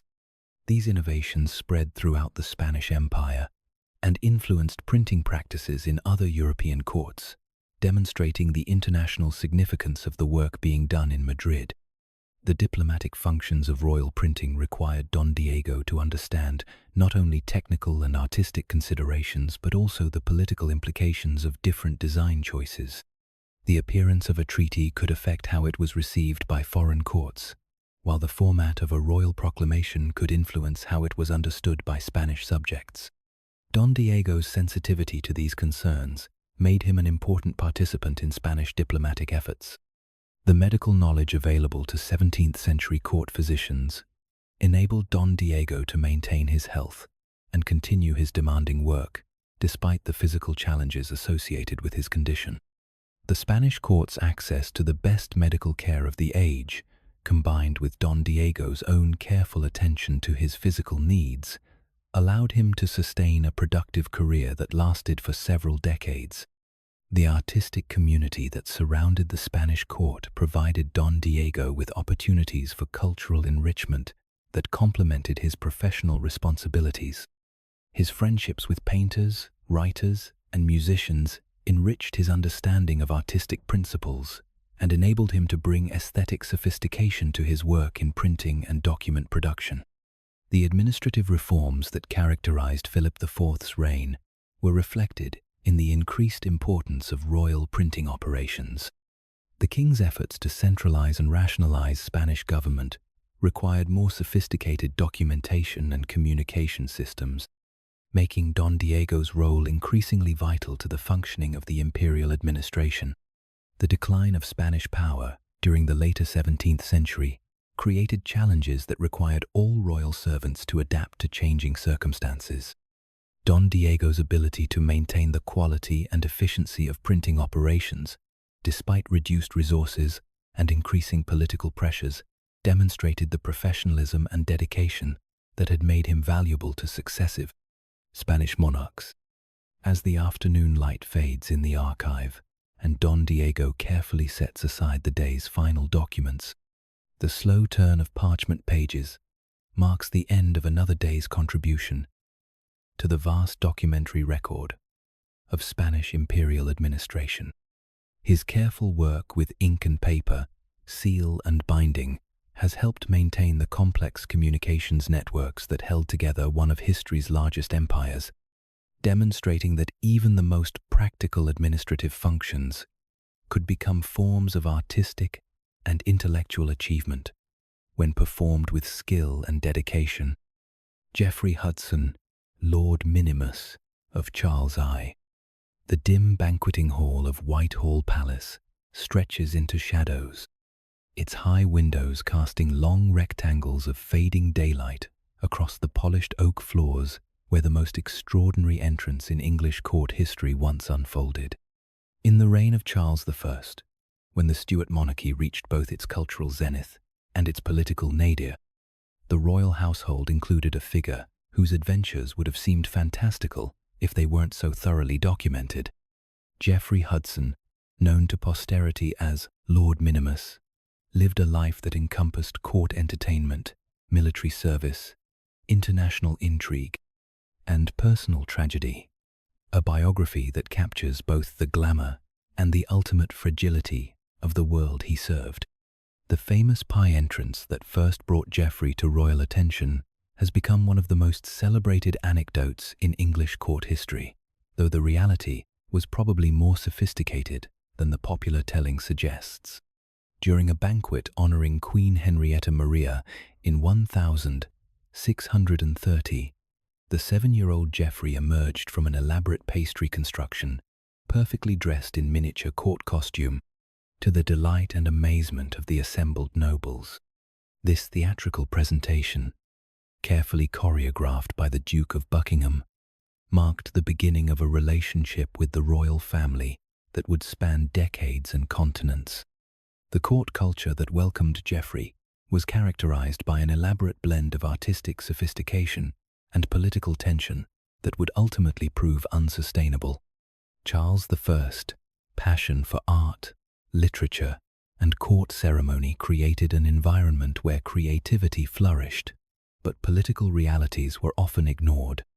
The king's collection of paintings by Rubens, Van Dyck, and other masters, his patronage of poets and playwrights, and his maintenance of elaborate court rituals all contributed to a cultural flowering that masked the growing tensions between royal authority and parliamentary power. The personal relationship that developed between Geoffrey and Queen Henrietta Maria appears to have been genuinely affectionate and went far beyond the merely ceremonial.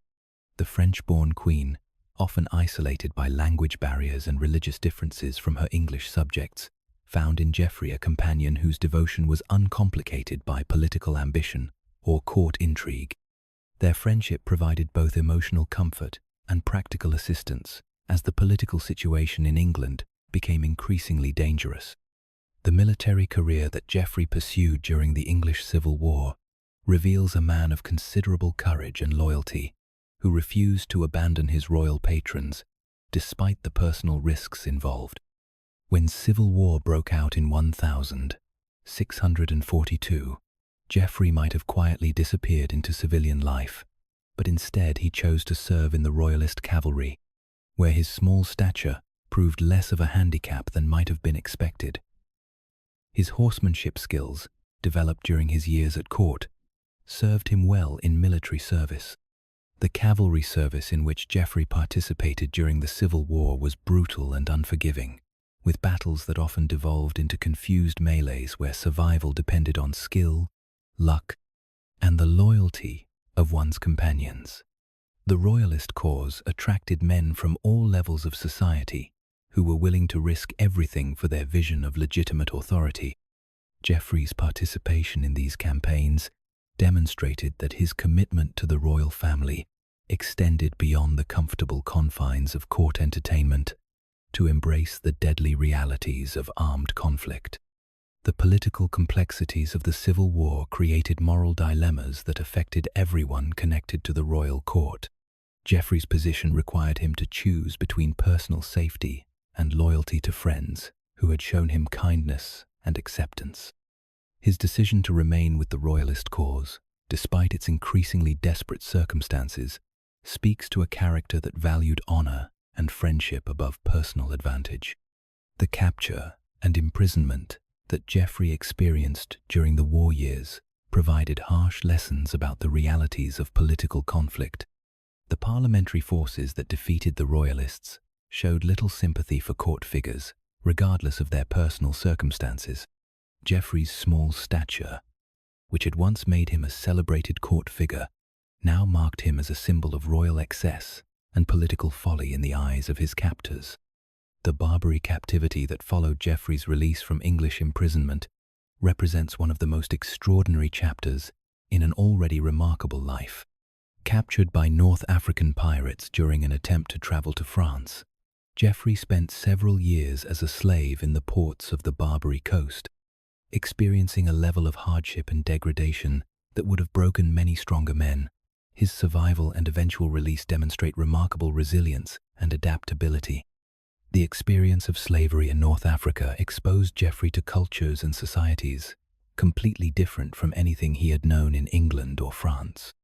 The Islamic civilization of the Barbary states, with its own complex social hierarchies and cultural traditions, provided harsh but educational insights into different ways of organizing human society. Geoffrey's observations of these societies, recorded in the memoirs he later dictated, provide valuable historical insights into 17th century North African culture. The negotiations for Geoffrey's release involved complex diplomatic and financial arrangements that reflected the international character of Mediterranean commerce and politics. His status as a former English court figure may have actually complicated these negotiations, as his captors sought to extract maximum value from their unusual prisoner. The eventual payment of his ransom required the coordination of friends and supporters across multiple countries. The return to England that Geoffrey eventually achieved brought him back to a country transformed by revolution and regicide. The execution of Charles I in 1649 had shattered the world that Geoffrey had known and served, creating a new political reality in which former royalists were viewed with suspicion and often subjected to persecution. His survival and adaptation to these changed circumstances required considerable flexibility and diplomatic skill. The Commonwealth period presented Geoffrey with challenges that required him to navigate between his loyalty to the Stuart cause and the practical necessities of survival in a republican England. His small stature, which had once made him a celebrated figure, now marked him as a relic of a discredited political system. The skills he had developed as a court entertainer had to be adapted to new circumstances and different audiences. The restoration of 1660 brought Geoffrey's story full circle, restoring the monarchy under Charles II and creating opportunities for former royalists to reclaim their positions and properties. Geoffrey's return to court life after decades of exile and hardship must have seemed almost miraculous, though the world he re-entered was very different from the one he had left. The new court was more cynical, more practical, and less interested in the elaborate ceremonies that had characterized his earlier service. The personal relationships that Geoffrey maintained throughout his extraordinary adventures provide insights into the human networks that sustained political and social connections across decades of upheaval. His friendship with Queen Henrietta Maria, maintained through letters and intermediaries during their long separation, demonstrated loyalty that transcended political circumstances. These relationships provided both emotional sustenance and practical assistance during his most difficult periods. The memoirs that Geoffrey dictated in his later years provide a unique perspective on some of the most dramatic events in 17th century European history. His account of court life under Charles I, his experiences during the Civil War, his observations of North African society, and his reflections on the Restoration offer insights that complement and sometimes contradict other historical sources. These memoirs have become valuable resources for historians studying this turbulent period. The medical challenges that Geoffrey faced throughout his long life were complicated by the limited understanding of dwarfism available to 17th century physicians. His survival into old age, despite the hardships he endured, suggests either exceptional constitution or access to effective medical care during crucial periods. His experiences as a slave in North Africa, where medical resources would have been minimal, demonstrated remarkable physical resilience. The social changes that occurred during Geoffrey's lifetime transformed English society in ways that affected everyone, regardless of their social position. The rise of parliamentary power, the growth of commercial interests, and the decline of traditional court culture created new opportunities for some while eliminating the niches that had supported others. Geoffrey's ability to adapt to these changes while maintaining his essential character demonstrates remarkable personal flexibility. The international perspective that Geoffrey's adventures provided gave him unique insights into the political and cultural forces that were reshaping European civilization. His experiences in France, North Africa, and various English courts exposed him to different languages, religions, and social systems that broadened his understanding of human possibility and limitation. The legacy of Geoffrey's extraordinary life extends beyond his individual adventures to encompass broader questions about loyalty, adaptation, and survival in times of political upheaval. His story demonstrates that even the most unlikely individuals could play significant roles in historical events, and that personal relationships often proved more durable than political institutions.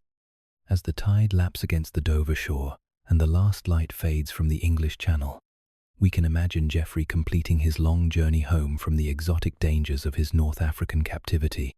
His small figure, silhouetted against the grey waters that had carried him to so many adventures, embodies the resilience of the human spirit and the unpredictable ways in which individual lives can intersect with the great currents of historical change.